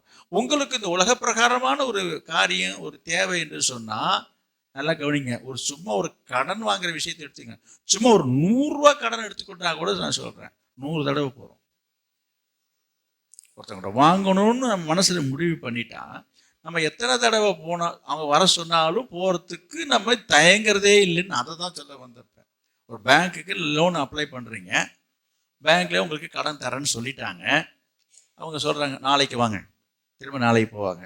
அப்புறம் சொல்கிறாங்க சாயந்தரம் வாங்க அப்படி சொல்லுவாங்க, அடுத்த வாரம் வாங்க. சளைக்கவே மாட்டீங்களே. அவன் என்ன சும்மா அலைய வைக்கிறான் அப்படிலாம் நம்ம நினைக்கிறது இல்லையே.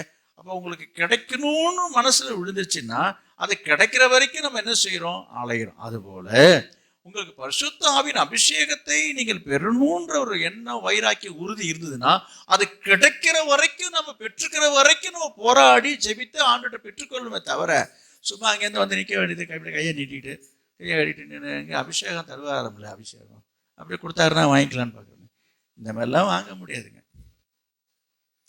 சும்மா ரெண்டு நேரம் வர வேண்டிய 2 கையை தட்டிட்டு எனக்கு ஒன்றும் அபிஷேகம் இல்லை, அபிஷேகம்லாம் கிடையாதுங்க, சும்மாங்க. யாருங்க சொல்கிறாங்க? இந்த மாதிரி சில பேர் பதற்ற வேண்டியது, அபிஷேகத்துக்கு எதிராக பேச வேண்டியது, இப்படி சில பேர் இருக்கிறாங்க. இன்னும் சில பேர் குறை சொல்லிட்டு எனக்குங்க அவங்க என்னமோ சொல்கிறாங்க, குதிக்கிறாங்க, கிடைக்குது, எனக்கெல்லாம் இல்லைங்க என்று சொல்லி இப்படி குறைபாடு பாடுறவங்க இருக்கிறாங்க. நான் சொல்கிறேன், உங்களை தாழ்த்துங்க, அதை பெற்றுக்கிறதுக்காக பிரயாசப்படுங்க. நான் உங்களுக்கு சொல்கிறேன், இந்த ரட்சிக்கப்பட்டு பல வருஷங்களாகவே இந்த சபையில் இருக்கிற, ரட்சிக்கப்பட்டு 20 வருஷம் 25 வருஷங்கள் ஆனவங்க கூட இன்னும் பரிசுத்த ஆவியின் அபிஷேகம் பெறாமல் இருக்கீங்க. இது ரொம்ப ஆபத்து, இது ரொம்ப ஆபத்து.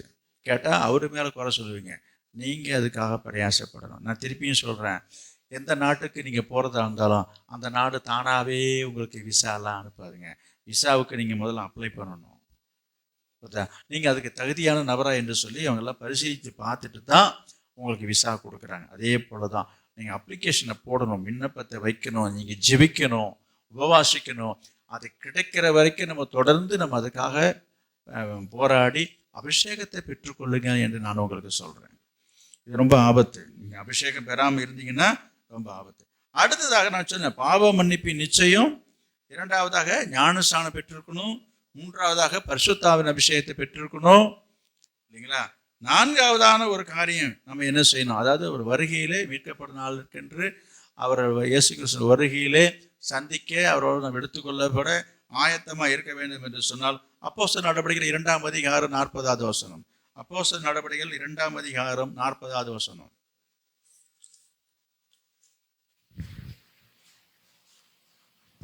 இன்னும் அநேக வார்த்தைகளாலும் சாட்சி கூறி மாறுபாடுள்ள இந்த சந்ததியை விட்டு விலகி, மாறுபாடு உள்ள இந்த சந்ததியை விட்டு விலகி உங்களை ரட்சித்துக் கொள்ளுங்கள் என்றும் புத்தி சொன்னான். என்ன செய்யணும்? நாம இந்த உலகத்தினுடைய வழிபாடுகளுக்கு, இந்த உலகத்தினுடைய காரியங்களுக்கு நாம விலகி வாழணும். ஒரு ரட்சிக்கப்பட்ட தேவனுடைய பிள்ளை, ஆண்டவர் இந்த பிள்ளை என்ன செய்யணும்? உலகத்துக்கு ஒத்த வேஷம் தெரியாதிருக்கு என்று சொல்லி ரோமர் 12ஆம் அதிகாரத்தை நான் வாசிக்கிறோம். நாம் இந்த பிரபஞ்சத்துக்கு ஒத்த வேஷம் தெரியாமல் உங்கள் மனம் புதிதாகிறதுனாலே மறுரூபமாகுங்கள் என்று சொல்லப்பட்டிருக்கிறது. இன்றைக்கு நிறைய பேர் உலகத்துக்கு ஒத்து வரணும், என்ன ஒத்த வேஷம் போடுறது. கேட்டால் அதுக்கு ஒரு விளக்கம் சொல்லுவாங்க, ஊரோட ஒத்து போகணும். ஊரோட, நான் சொல்கிறேன், ஊரோட ஒத்து போகிறத பற்றி இல்லை. என்ன, நீ இந்த உலகத்தோடு சேர்ந்து போயிடுவோம், அவ்வளோதான். கர்த்தருடைய வருகையில் போய் சேர முடியாது. நீ அப்படி ஒரு எண்ணம் எழுந்திருந்துன்னு சொன்னால் என்ன ஆகும்? உங்களுடைய முடிவு என்ன ஆகும்? நிலைமை என்ன ஆகும் என்று சொன்னால் பரிதாபத்துக்குரியது. எனவே நம்ம உலகத்திலிருந்து ஆண்டவர் நம்மளை வேறு பிரித்து எடுத்திருக்கிறார், நம்மளை தெரிந்து கொண்டிருக்கிறார், அவங்களை ரட்சித்து இருக்கிறார். எனவே நம்ம அவருக்கு பிரியமான ஒரு பரிசுத்த உள்ள ஒரு நடக்கை உள்ளவர்களாக வாழ வேண்டும் என்பதை முதலாவது புரிந்து கொள்ளுங்க. இந்த வார்த்தையை நான் சொல்லும்போது ஒரு சிலருடைய மனதில் இப்படி ஒரு எண்ணம் தோன்றும், என்னங்க இது உறவை பிரிக்கிறாரு, பாசத்தை பிரிக்கிறாரு, பந்தத்தை பிரிக்கிறாரு, சொந்தத்தை பிரிக்கிறாரு, இவங்களெல்லாம் விட்டுட்டு எப்படிங்க இருக்க முடியும் என்று சொல்லி இன்றைக்கு அநேகர் தவறான எண்ணங்கள் உள்ளவராக இருக்கிறார்கள். நீங்கள் இந்த உலகத்திலே வாழ்ந்தாலும், நான் சொல்றதுக்கு இந்த உலகத்திலே வாழ்ந்தாலும் நீங்கள் இந்த உலகத்துக்கு உரியவர்களாகவோ அல்லது உலகத்துக்கு ஒத்த வேஷம் தரித்தவர்களாகவோ வாழக்கூடாது என்று தான் ஆண்டவர் சொல்றார். இந்த உலகத்தை விட்டே நீங்க வாருங்கன்னு சொல்லல. நான் அதற்கு உதாரணம் சொல்றேன். இப்போ எல்லாரும் நல்லா மீன் சாப்பிட்றவங்க, எல்லாரும் மீன் சாப்பிட்றோம். இதில் மீனில் நிறைய வகைகள் இருக்குது. வளர்ப்பு மீன், ஏரி மீன், குளத்து மீன், ஆற்று மீன். இதில் எல்லாத்தையும் விட ரொம்ப சிறப்பான மீன் எதுன்னு கேட்டிங்கன்னா கடல் மீன். ஏன்னா அதில் தான் விதவிதமாக வகையான மீன்கள்லாம் இருக்குதுங்க. விலையும் அதிகம்தான், ரொம்ப ருசியானது. ஒரு காரியத்தை நீங்கள் புரிஞ்சுக்கொள்ளுங்க, இந்த கடல்லிருந்து கொண்டு வரப்படுகிற இந்த மீன்கள் இருக்கிறத கடலில் தான் வாழுது, கடலில் தான் பிறக்குது, கடலில் தான் வளருது, எப்படியோ பிடிக்கப்பட்டு அது நம்முடைய வீட்டுக்கு வருகிறது என்று சொல்லி நம்ம சமைத்து சாப்பிட்றோமே. இந்த மீனை உப்பு போடாமல், அந்த நான் சொல்ல வருகிறது, அந்த மீன் சமைக்கும் பொழுது உப்பு சேர்க்காம, உப்பு போடாமல் நீங்கள் யாராவது சமைச்சிருக்கலாம்? என்னங்க இதெல்லாம் ஒரு கேள்வி. சாப்பாடுனாலே உப்பு இல்லாத சாப்பாடே கிடையாது. ரசம் வச்சாலும் சாம்பார் வச்சாலும் எது வச்சாலும் அப்புறம் என்னங்க இது, மட்டனாக இருந்தாலும் சரி சிக்கனாக இருந்தாலும் சரி எல்லாத்துக்குமே தான். நான் கேட்குற காரணம் உங்களுக்கு புரியும். இங்கே உப்பு என்பது கடல்ல இருந்து தான் உப்பை எடுக்கிறாங்க. கடல் தண்ணீரை பாத்திகளை தேக்கி வச்சு ஆவியாகி அதிலிருந்து தான் உப்பை தயார் பண்ணுறாங்கன்றதும் உங்களுக்கு தெரியும். இப்படி உப்புத்தன்மை உள்ள அந்த தண்ணியிலேயே 24 மணி நேரமும் மாசக்கணக்காக நாலு கணக்காகவே மிதந்து கொண்டு வாழ்ந்து கொண்டிருக்கிற அந்த மீனுக்குள்ளற என்ன இல்லை? அந்த உப்புத்தன்மை இல்லை. அதை தான் நீங்கள் சொல்ல வரேன் நான். பாருங்க, பொதுவாக நம்ம வீட்டில் எந்த ஒரு பண்டத்தையும் ஒரு ஊறுகாய் எதுவாக இருந்தாலும் உப்பு கண்டத்தில் போட்டான்னாலே அந்த உப்பு எல்லாத்தையும் இழுத்துக்குது. அது உண்டு தானே? அந்த உப்புத்தன்மையை அதை இழுத்துக்கொள்றதை நம்ம பார்க்குறோம். அதை நம்ம பார்க்குறோம். ஆனால் அந்த உப்பை தயார் பண்ணுற அந்த கடல் தண்ணியிலே மிதந்துட்டு இருக்கிற அந்த மீனுக்குள்ளற என்ன இல்லை? யோசித்து பாருங்களேன், கொஞ்சம் ஆச்சரியமா இல்லை இது? அது எப்படி அந்த உப்பு தன்மை அந்த உடம்புல போய் அந்த சாரம் இல்லாம உப்பு இல்லாம நம்ம உப்பு போட்டு சாப்பிடக்கூடிய நிலையில் இருக்கிறதுக்கான காரணம் என்ன என்று சொல்றதையும் நீங்க யோசிச்சு பார்க்கணும். ஏன் இதை சொல்ல வரேன்னு சொன்னா, அப்ப அந்த மீனுக்குள்ளற அந்த உப்பு தண்ணியில் இருக்கிற அந்த உப்பு தன்மை அது உடலுக்குள்ளே செல்லாதபடிக்கு அது உடல் முழுசும் என்னவா இருக்குது? செதில்களால் நிறைஞ்சிருக்குது. இந்த செதில்களால் என்ன செய்யுது? அது ஒரு ஒரு ரெசிஸ்டன்ஸ் மாதிரி இருக்குது, தடை. அந்த தன்மை அதில் என்னதான் கிடந்தாலும் அந்த உப்பை என்ன செய்யாது? இழுத்துக்கொள்ளாத நிலையில் இருக்குது. நான் சொல்றது புரியுதா? ஒரு குளம் இருக்கிறது, குளத்துல நிறைய அல்லி பூ தாமரை பூவெல்லாம் பூக்குது, அதில் மேலே இலையெல்லாம் இருக்குது. அதில் 2 சொட்டு தண்ணியை ஊற்றுனீங்கனாக்கா அப்படியே குண்டு குண்டாக ஓடும் அது தண்ணி. அந்த இலையில ஒட்டல, தண்ணியில் தான் கிடக்குது. ஆனால் தண்ணி அதில் ஒட்டவே இல்லை. இதெல்லாம் நீங்கள் பார்க்குற விஷயத்தை வச்சு தான் நான் உங்களுக்கு சொல்லிட்டு வரேன். இப்போ ஆண்டவர் சொல்கிறது என்னன்னா, இந்த உலகத்தில் நீங்கள் வாழ்ந்தாலும் என்ன செய்யணும்? இந்த உலகத்துக்கு ஒத்த வேஷம் தரிக்காதீங்க, உலகத்தோடு ஒத்து போகாதீங்க. அந்த உலகத்திலிருந்து அந்த வசனத்தை படிங்க, அப்போஸ்தலர் 2:40.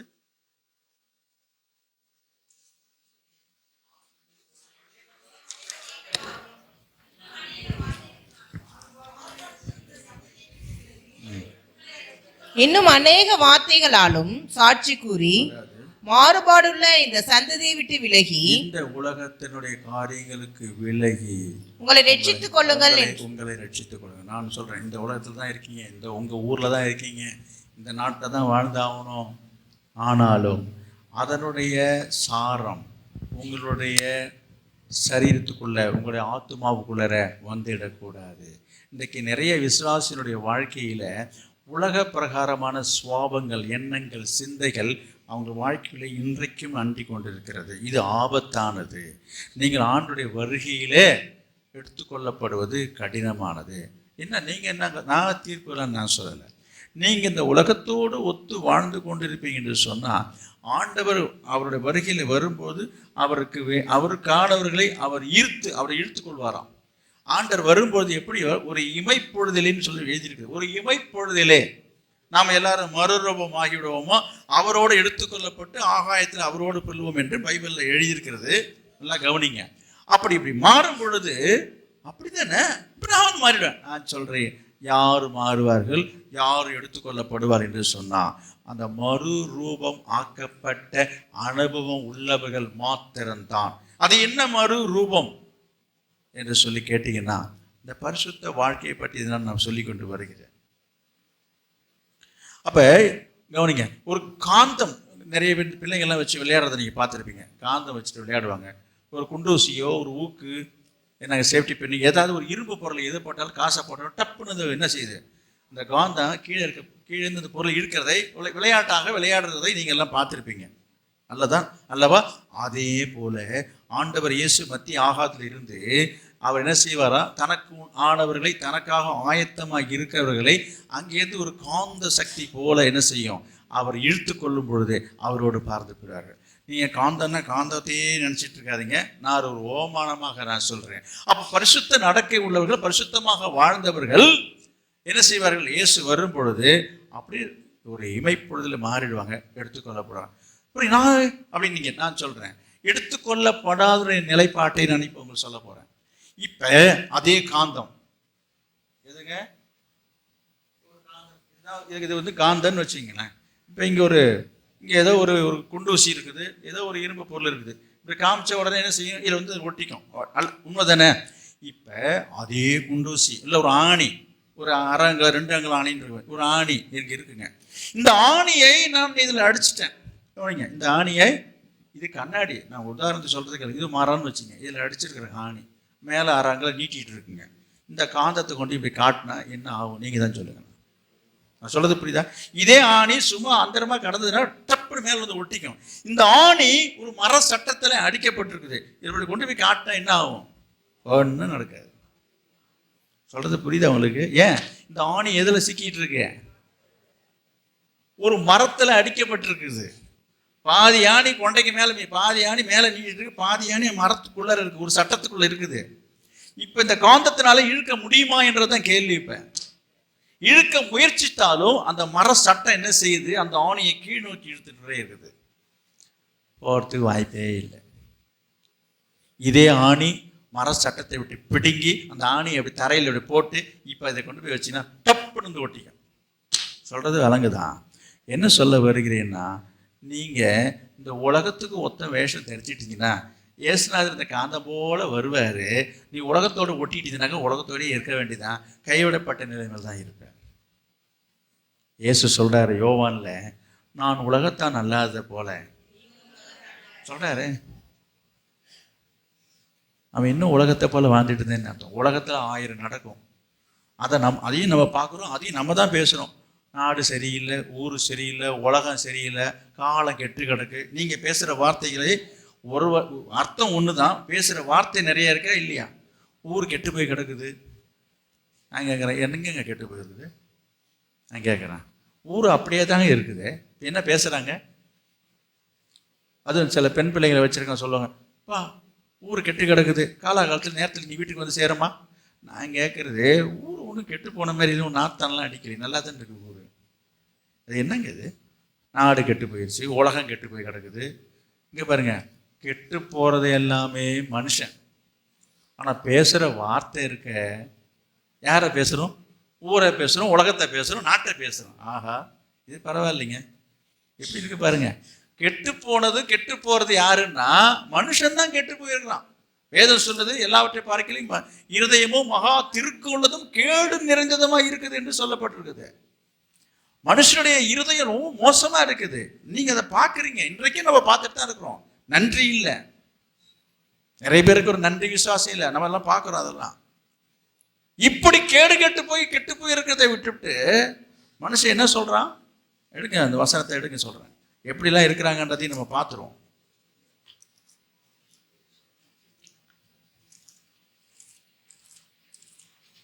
ரெண்டு தீமோத்தேயு 3ஆம் அதிகாரம், 2 தீமோத்தேயு 3ஆம் அதிகாரம் முதல் வசனத்தை பாருங்க. மேலும் கடைசி நாட்களில் கொடிய காலங்கள் வரும் என்று அறிவாயாக. தெரிஞ்சுங்க, நீங்க தெரிஞ்சுக்கணும். பைபிள் எடுத்து பாருங்க, சொல்லும் போது வசனத்தை எடுத்து நீங்க பார்க்கணும். கடைசி நாட்களில் நாம் இன்றைக்கு இந்த கடைசி காலத்தில் வாழ்ந்து கொண்டிருக்கிறோம்.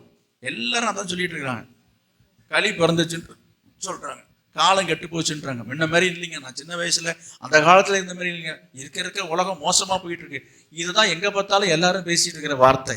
நான் சொல்றேன், அது உண்மை. அந்த கடைசி நாட்களில் தான் நாம வாழ்ந்து கொண்டிருக்கிறோம். இந்த கடைசி நாட்களிலே கொடிய காலங்கள் வரும் என்று அறிவாயாக. எப்படி எனில் மனுஷர்கள் எப்படி இருப்பார்களாம்? தற்பிரியராகவும், தன்னை பற்றியே தம்பட்ட அடிச்சுக்கிறது. எப்ப பார்த்தாலும் தற்பெருமை பேசுறது. நான் அப்படியாக்கும் இப்படியாக்குன்னு தன்னை பற்றியே உயர்த்தி பேசுகிறது. தற்பிரியராகவும் பணப்பிரியராயும். இங்க பாருங்க, இது ரொம்ப தலைவிரிச்சு ஆடுது. எங்க பார்த்தாலும் எதை எடுத்தாலும் காசு இருந்தாதாங்க வேலை நடக்குதுன்னு சொல்றாங்க. இதெல்லாம் தப்பு. இப்படி பேசி அந்த அளவுக்கு பழகிட்டேன். பணப்பிரியரை எப்படி ஆகிடும்? பணம் சம்பாதிக்கணும். பணப்பிரியர் என்று சொன்னால் கவனிக்க, பணம் அவசியம்தான். பணப்பிரியர்னா குறுக்கு வழியில சென்று என்ன வேணாலும் அடாவடித்தனம் பண்ணி தில்லுமுள்ளு பண்ணி அட்டுழியம் பண்ணி, அக்கிரமம் பண்ணி, பொய் சொல்லி, ஏமாத்தி, பித்தலாட்டம் பண்ணி பணம் சம்பாதிச்சு பெரிய ஆள் ஆயிடும். இது சரியா? இது சரியா? இன்றைக்கு பணம் வேண்டும் என்பதற்காக இன்றைக்கு எல்லாருமே நேர்மையான வழியில நேர்மையாய் வாழ்ந்து, நேர்மையாய் உழைத்து, நேர்மையாய் சம்பாதித்து வாழணுன்றத நினைக்கிறவங்க ரொம்ப ரொம்ப ரொம்ப குறைவாக இருக்கிறாங்க இந்த நாட்டில். ஆனால் அதிகமான பேர்கள் பார்த்தீங்கன்னா குறுக்கு வழியில் போய் அடுத்தவங்களை ஏமாற்றி தப்பான வழியில் சீக்கிரமாக பணக்காரனாயிடும். இந்த எண்ணம் தான் நிறைய பேருக்குள்ள இருக்குது. இது தவறு. இப்படிலாம் இருப்பாங்கன்னு எழுதியிருக்குது. அப்படிதான் இருக்கிறாங்க. பணப்பிரியராகவும் வீம்புக்காரராகவும் என்ன சொன்னாலும் கேட்கறது கிடையாது. வீம்புக்கு செய்யறதுங்க. நம்ம ஒன்று சொன்னால் அவங்க ஒன்று செய்யறது. வசனத்துக்கு புறம்பாக நடக்குது. வசனத்துக்கு கீழ்ப்படியது இல்லை. நான் இப்படி தான் இருப்பேன், நான் இப்படி தான் செய்வேன், நான் இப்படி தான் பண்ணுவேன், நான் லேட்டாக தான் வருவேன். நீங்கள் எத்தனை தடவை எத்தனை பிரசங்கம் பண்ணாலும் நான் 11:30 தான் வருவேன், 12 மணிக்கு தான் வருவேன், வராமல் கூட இருப்பேன். வீம்பு. அகந்தை உள்ளவர்களாயும். ரெண்டும் ஒன்று தான். இந்த அகந்தையும் வீம்பு எல்லாம் ஒன்னோட ஒன்று சேர்ந்தது தான். அது அகந்தை உள்ளவர்களும் தூஷிக்கிறவர்களாயும் தாய் தகப்பன்மார் கீழ்ப்படியாதவர்களாயும் மற்றவங்களை பற்றி எல்லாத்தையும் இல்லாத பள்ளதெல்லாம் சொல்லி இல்லதான் இருக்கதா சரி இல்லதான் சரி தூஷிக்கிறது. மற்றவர்களை பற்றி குறைவாக பேசுவது, தரக்குறைவாக பேசுகிறது, தூஷிக்கிறது. தாய் தகப்பன்மாருக்கு கீழ்ப்படியாதவர்களாயும். தாய் தகப்பன்மாருக்கு இன்னைக்கு நிறைய பிள்ளைங்க கீழ்ப்படுகிறதே கிடையாது. நிறைய பிள்ளைங்க பெற்ற தாய், நாங்கள் பெற்றவங்களாச்சே, வளர்த்தவங்களாச்சே, நம்மளை வளர்க்க எவ்வளோ கஷ்டப்பட்டாங்களாச்சேன்ற ஒரு மரியாதை கிடையாது.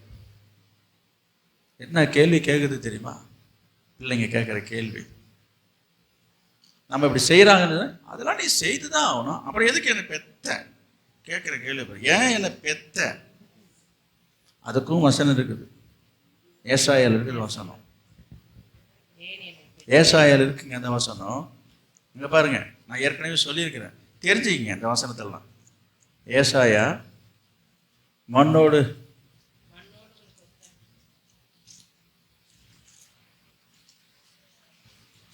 45ஆம் அதிகாரம். ஏசாயா 45ஆம் அதிகாரம் 10வது வசனம். தகப்பனை நோக்கி ஏன் ஜனிப்பித்தாய் என்றும், தாயை நோக்கி ஏன் பெற்றாய் என்றும் சொல்லுகிறவனுக்கு ஐயோ. Gold medal. என்னங்க சொல்லுகிறவனுக்கு ஐயோ. அதனால சொல்லக்கூடாது. யாரு இங்கே பிள்ளைங்க, வாலிப பிள்ளைங்க இருந்தீங்கன்னா சொல்கிறேன், சின்ன பிள்ளைங்களையும் சொல்கிறேன், வாலிப பிள்ளைங்களையும் சொல்கிறேன். யாருக்கெல்லாம் அப்பா அம்மா இருக்கிறாங்களோ, உயிரோடு யாரெல்லாம் இருக்கிறாங்களோ, நீங்கள் வளர்ந்துருந்தாலும் உங்களுக்கு வயசான தாய் தாப்பு இருப்பாங்களே, எல்லாருக்கும் சேர்த்து தான் சொல்கிறேன். இந்த வார்த்தை எப்படி சொல்லியிருக்குது, என்னது தாயை பார்த்து என்ன எதுக்கு பெற்ற, எல்லாம் என்ன கேள்விங்க இது? எவ்வளோ கஷ்டமாக இருக்குது தெரியுமா? சொல்கிறதோடு இல்லைங்க, என்ன சொல்கிறா, பெத்தல்ல நீ செஞ்சு தான் ஆகணும். இங்கே பாருங்க, இதில் அதில் வேறு சட்டம் வேற, சட்டமாக பேசுவாங்க. நீ என்ன பெற்றதுக்கு வெத்த கடமைக்கு நீ கொடுத்து தான் ஆகணும், நீ செஞ்சு தான் ஆகணும்.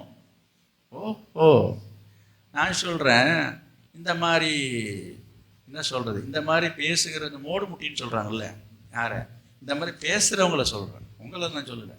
இந்த மாதிரி பேசுகிறாங்களோ அப்படி இப்படின்னு பெரிய சட்டம் தெரிஞ்ச மாதிரி அவங்கள பார்த்து நான் சொல்கிற வார்த்தை, நீ சொல்கிறதெல்லாம் கரெக்டு தான், பெற்ற கடமைக்கு செய்யணும், பெற்றுட்டா செய்யணும், போகணும்னு நான் சொல்கிறேன். நான் சொல்லலை, வசனம் சொல்லுது.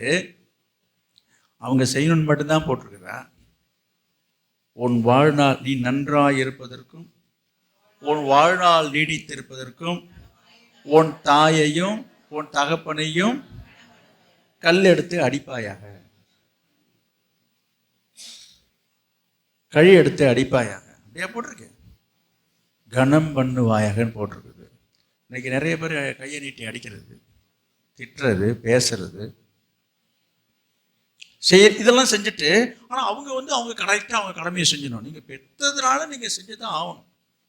நான் சொல்கிறேன், நீங்கள் சொன்னாலும் சொல்லனாலும் அவங்க செய்ய தான் போகிறாங்க. நீ என்ன அது பேசுறது? அதே சமயத்தில் ஒரு கேள்வி கேட்குறேன், நீ செய்ய வேண்டியது ரைட்டு, செய்யணும் தான். பெற்றதுக்காக பெற்றவங்களுக்கு பிள்ளைகளுக்கு செய்ய வேண்டியது கடமை இருக்குது. நான் அதை மறுக்கலை, இல்லை பைபிள்லையும் இருக்குது. அது அப்போ பிள்ளைங்க எதுவுமே செய்ய வேணும்னு எங்கே போட்டிருக்குது? இவங்க எதுவுமே செய்ய மாட்டாங்களா, இவங்களுக்கெல்லாம் செய்யணுமா? எங்கே போட்டிருக்குன்னு நான் கேட்குறேன். இல்லை, பைபிளையும் படிக்கிறது கிடையாது, இந்த சத்தியத்தையும் கேட்கறது கிடையாது. அதை தான் நான் இங்கே சொல்ல வந்தேன். இங்கே என்ன படிச்சிங்க? இங்கே தாய் தகப்பன்மாருக்கு இதெல்லாம் கடைசி காலத்தில் எப்படிலாம் இருப்பாங்களாம் பிள்ளைங்க. பிள்ளை இருக்கிறாங்கன்னு போட்டிருக்கு, அப்படிலாம் இருக்குது. நான் உங்களுக்கு சொல்கிறேன், இங்கே இருக்கிற பிள்ளைங்களுக்கும் சொல்கிறேன், இந்த சபையாருக்கு நான் சொல்கிறேன், நீங்கள் உங்களுக்குள்ளே அப்படி இருக்கக்கூடாது. ஊரில் உலகத்தில் யாராவது எப்படி இருந்துட்டு போட்டுங்க, ரட்சிக்கப்பட்டிருக்கிற தேவனுடைய பிள்ளைகளாக இருக்கிற நீங்கள் அப்படி இருக்கக்கூடாது, அப்படி செய்யக்கூடாது. என்ன செய்யணும்? அப்போ இன்னொரு வசனத்தை நான் உங்களுக்கு சொல்கிறேன். என்ன செய்யணும்?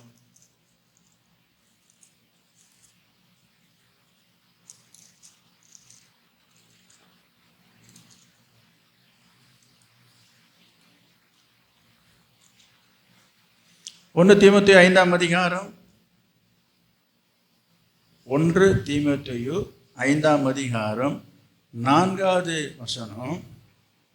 விதவையானவளுக்கு பிள்ளைகளாவது, நான் படிக்கிறேன், அதெல்லாம் விட்டு விடுவோம். பெற்றோர் செய்த நன்மைகளுக்கு பதில் நன்மைகளை செய்ய கற்றுக்கொள்ள கடவர்கள்.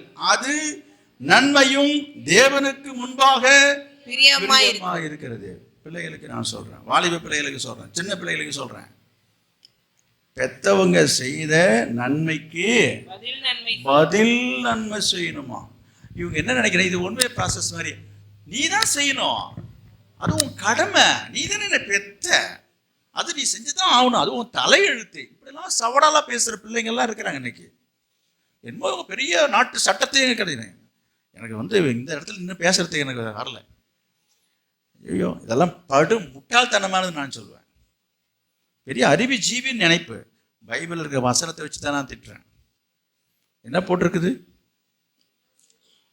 இவங்க எதுவும் செய்ய மாட்டாங்களாம், அவங்களேன்னு தான் வாங்கிட்டே இருப்பாங்களாம், இவங்க செஞ்சுட்டே இருக்கணுமா காலத்துக்கும் சாவர வரைக்கும். பெத்த தாய் தாப்பும் பிள்ளைக்கு செஞ்சுட்டே இருக்கணுமா. ஆனால் பிள்ளைங்க திருப்பி அந்த பிள்ளைய பற்றி செய்யக்கூடாது. எங்கெங்க போட்டிருக்கு? நீ எங்கே இந்த சட்டம் கற்றுட்டு வந்து யாரும் இந்த சட்டம் சொல்லி கொடுத்தான்? மண்டலே தட்டணும் இந்த மாதிரி பேசுகிறவங்கள. நான் சொல்ல வந்தது வசனத்தை வச்சு தட்டணும்ன்றேன். எபேசியர் 6ஆம் அதிகாரத்தில் என்ன சொல்றது? முதல் வசனம்,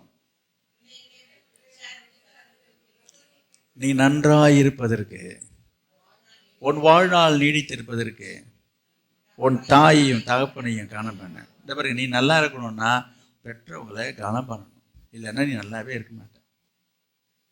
பைபிளில் எத்தனை வசனம் இருக்குது சொல்லிகிட்டே வரலாம், எடுத்து காமிச்சிட்டேன். பெற்றவங்களை பார்த்து அப்படி கேள்வி கேட்டால் என்ன ஆகுன்னு போட்டிருக்குது. பெற்றவங்களை பார்த்து என்னை ஏன் பெற்றேன்னு கேட்டால் அவங்களுக்கு என்ன வரும்னு போட்டிருக்குது. மாதம் அவங்க அக்கௌண்ட்டில் 5000 5000 போட்டிருக்கேன். இப்படிலாம் கேள்வி கேட்டால் மாதம் 10,000 போட்டுவாங்களா? சொல்லுங்கள், என்ன போட்டிருக்கு பைபிளில்? ஐயோன்னு என்ன தெரியுமா? ஆபத்துன்னு அர்த்தம். இந்த மாதிரி பேசுனீங்கன்னா உனக்கு ஆபத்து இருக்குது. ஆனால் சொல்கிறேன், உங்கள் அப்பாவால் உங்கள் அம்மாவால் ஆபத்து வராது. அதை தெளிவாக சொல்லிடுறேன் இந்த நேரத்தில். சும்மா மிரட்டுறான், பயமுத்துறேன். இதை பாரு, நீங்கள் பேசுனீங்கன்னா அவங்க உங்களுக்கு எந்த கெடுதலும் செய்ய மாட்டாங்க. நீ என்ன செய்தால் கூட நீ நல்லா இருக்கணும்னு தான் நினைப்பாங்க, ஆனால் நீ நல்லா இருக்க மாட்ட. நாங்கள் இப்படிலாம் சொல்கிறீங்க. நான் இதை பற்றி ஒரு பிரசங்கமே எடுத்துட்டேன். தாவீதும் அப்சலோம் பற்றி நான் எடுத்து சொன்னேன். தன்னுடைய மகன் நல்லா இருக்கணும்னு தான் அவன் ஆசைப்பட்டான். யார்? அவன் உயிருக்கு எந்த ஆபத்து வரக்கூடாதுன்னு போகிறவங்ககிட்ட சொல்லி அனுப்புகிறான். கொஞ்சம் பார்த்து, கொஞ்சம் என் பிள்ளையாண்டன கொஞ்சம் பார்த்து நடத்துப்பான்னு கெஞ்சாத குறையா சொல்கிறான். அவன் வாழ்ந்தானே? இப்போ சொல்லுங்கள். அதைத்தான் நான் சொல்கிறேன். பெற்றவர்களுக்கு விரோதமாக பேசினாலோ செய்தாலோ வாழவே முடியாது. அவங்க உன்னை வாழ்த்தினாலும், அவங்க உன் வாழ்க்கைக்கு ஒன்று வாழணும்னு சொன்னாலும், அவங்க வாழ்நாள் பூரா உனக்கு எடுத்து நோட்டாக எடுத்து கொடுத்தாலும் நீ வாழ முடியாது. நல்லா புரிஞ்சுக்கிங்க. எனவே அவங்க மேலே தப்பே நான் சொல்ல வரல. நீங்கள் உடனே உன்னால தான், அவங்க அப்படி நினைக்கவே மாட்டாங்க. எந்த தாயும் எந்த தகப்பனும் தான் பிள்ளை அழிஞ்சு போகணும்னு நினைக்கவே மாட்டாங்க. நீ அவனை குத்தி நீங்கள் அவனை நசிக்கினா கூட நீ நல்லா இருந்தான்னு சொல்லுவாங்க எல்லா தாய் தகப்பனும். ஏதோ 100ல் 1 தான் நீ நல்லா இருப்பேன்னு சாபம் விடும், கையை அப்படி காட்டி. நீ இப்படி போவாடா அப்படி போவாடான்னு சொல்லி அந்த மாதிரி 1-2 இருக்குது. அதெல்லாம் விதிவிலக்கு, நல்லா புரிஞ்சுங்க. ஆனால் அவங்க கையை காட்டுறாங்களோ காலை காட்டுறாங்களோ உனக்கு சாபம் தான் வந்து சேரும். அப்படி பேசக்கூடாது. நான் சத்தியத்தை சொல்கிறேன், நான் சாபம் விடலை. இந்த வார்த்தையை கேட்கும்போது என்னங்க இவர் வந்து நின்று நம்மளை பார்த்து சாபம் விடுறாரு. நான் சாபம் விடலையா, இந்த வார்த்தையை சொல்லி உங்களை எச்சரிக்கிறேன், உங்களை கண்டிக்கிறேன். எதற்காக தெரியல, எதற்காக நான் சொல்றேன்னு தெரியல. எபேசியர் 6ஆம் அதிகாரம், எபேசியர் 6ஆம் அதிகாரம் அங்க இருக்கு பாருங்க. என்னது? 2வது வசனம். உனக்கு நன்மை உண்டாயிருப்பதற்கும் பூமியிலே உன் வாழ்நாள் பூமியிலே உன்னுடைய வாழ்நாள் நீடித்த, உனக்கு நல்ல நீண்ட ஆயுசு, உன் வாழ்நாள் நீடித்து இருப்பதற்கும் உன் தகப்பனையும் உன் தாயையும் கனம் பண்ணுவாயாக என்பது வாக்குத்தத்தமுள்ள முதலாம் கற்பனை. இதுதான், நல்லா புரிஞ்சுங்க. இதைத்தான் நான் எடுத்து சொல்றேன், தவிர ஏன் வார்த்தை இல்லை. இது நீ நல்லா இருக்குதான் சொல்றேன். இப்போ கூட எதுக்காக இதை பேசுகிறேன்? பிள்ளைங்க நல்லா இருக்கணும், நீங்க நல்லா இருக்கணும், வாழ்நாள் நீடித்திருக்கணும், அதனால் கனம் பண்ணுங்க. இதெல்லாம் மறந்துட்டு இந்த காலத்து பசங்க என்ன செய்கிறாங்க? இப்போ காலம் கெட்டு போச்சுன்னு சொல்லிட்டு தாய் தகப்பன்மாருக்கு கீழ்ப்படியாதவர்களும் அப்புறம் நன்றி அறியாதவர்களாயும். கவனிங்க, என்ன இல்லை? இன்னைக்கு நிறைய பேருக்கு நன்றி இல்லை, செஞ்சதெல்லாம் மறந்துடுறாங்க. யார் மூலமாக என்னென்ன உதவியை பெற்றார்களோ நன்மையை பெற்றார்களோ அப்படியே சொல்கிறாங்களே, கையில் ஈரம் காயத்துக்குள்ளே மறந்துடுறாங்கிற மாதிரி மறந்துடுறாங்க. நமக்கு இப்படிலாம் செய்தாங்களே, நம்மளை இப்படி உண்டாக்குனாங்களே, உருவாக்குனாங்களே, வழிகாட்டினாங்களே, நம்மளை கை தூக்கி விட்டாங்களே, நம்ம குடும்பத்தை இப்படி செய்தாங்களே, நம்ம பிள்ளைகளுக்கு இப்படி செய்தாங்களேன்னு ஒரு நிமிஷம் யாராவது நினச்சி பார்க்குறாங்களா? இந்த உலகத்தில் சொல்கிறாங்க எல்லாரும், பேச்சு வாக்கில் எல்லாரும் சொல்கிற வார்த்தை இல்லை, நன்றி இல்லை. நிறைய பேரை பார்த்து நீங்கள் சொல்கிறீங்க தானே. இதெல்லாம் கடைசி நாட்களில் இருக்கும் என்று சொல்லி போட்டிருக்குது. ஆனால் நான் உங்களுக்கு சொல்கிறேன், இந்த சபைக்குள்ளே உட்காந்துருக்க உங்களுக்கு சொல்கிறேன், நீங்கள் அப்படி இருக்கக்கூடாது. நீங்கள் எப்படி இருக்கணும்? நீங்கள் நன்றி உள்ளவளாக இருங்க. நீங்கள் இந்த லிஸ்ட்டில் சேர்ந்துடாதீங்க. கடைசி நாட்களில் மனுஷன் அப்படி தான் இருப்பாங்களாம். நீங்கள் எப்படி இருக்கீங்க? நன்றி உள்ளவளாக இருக்கீங்களா?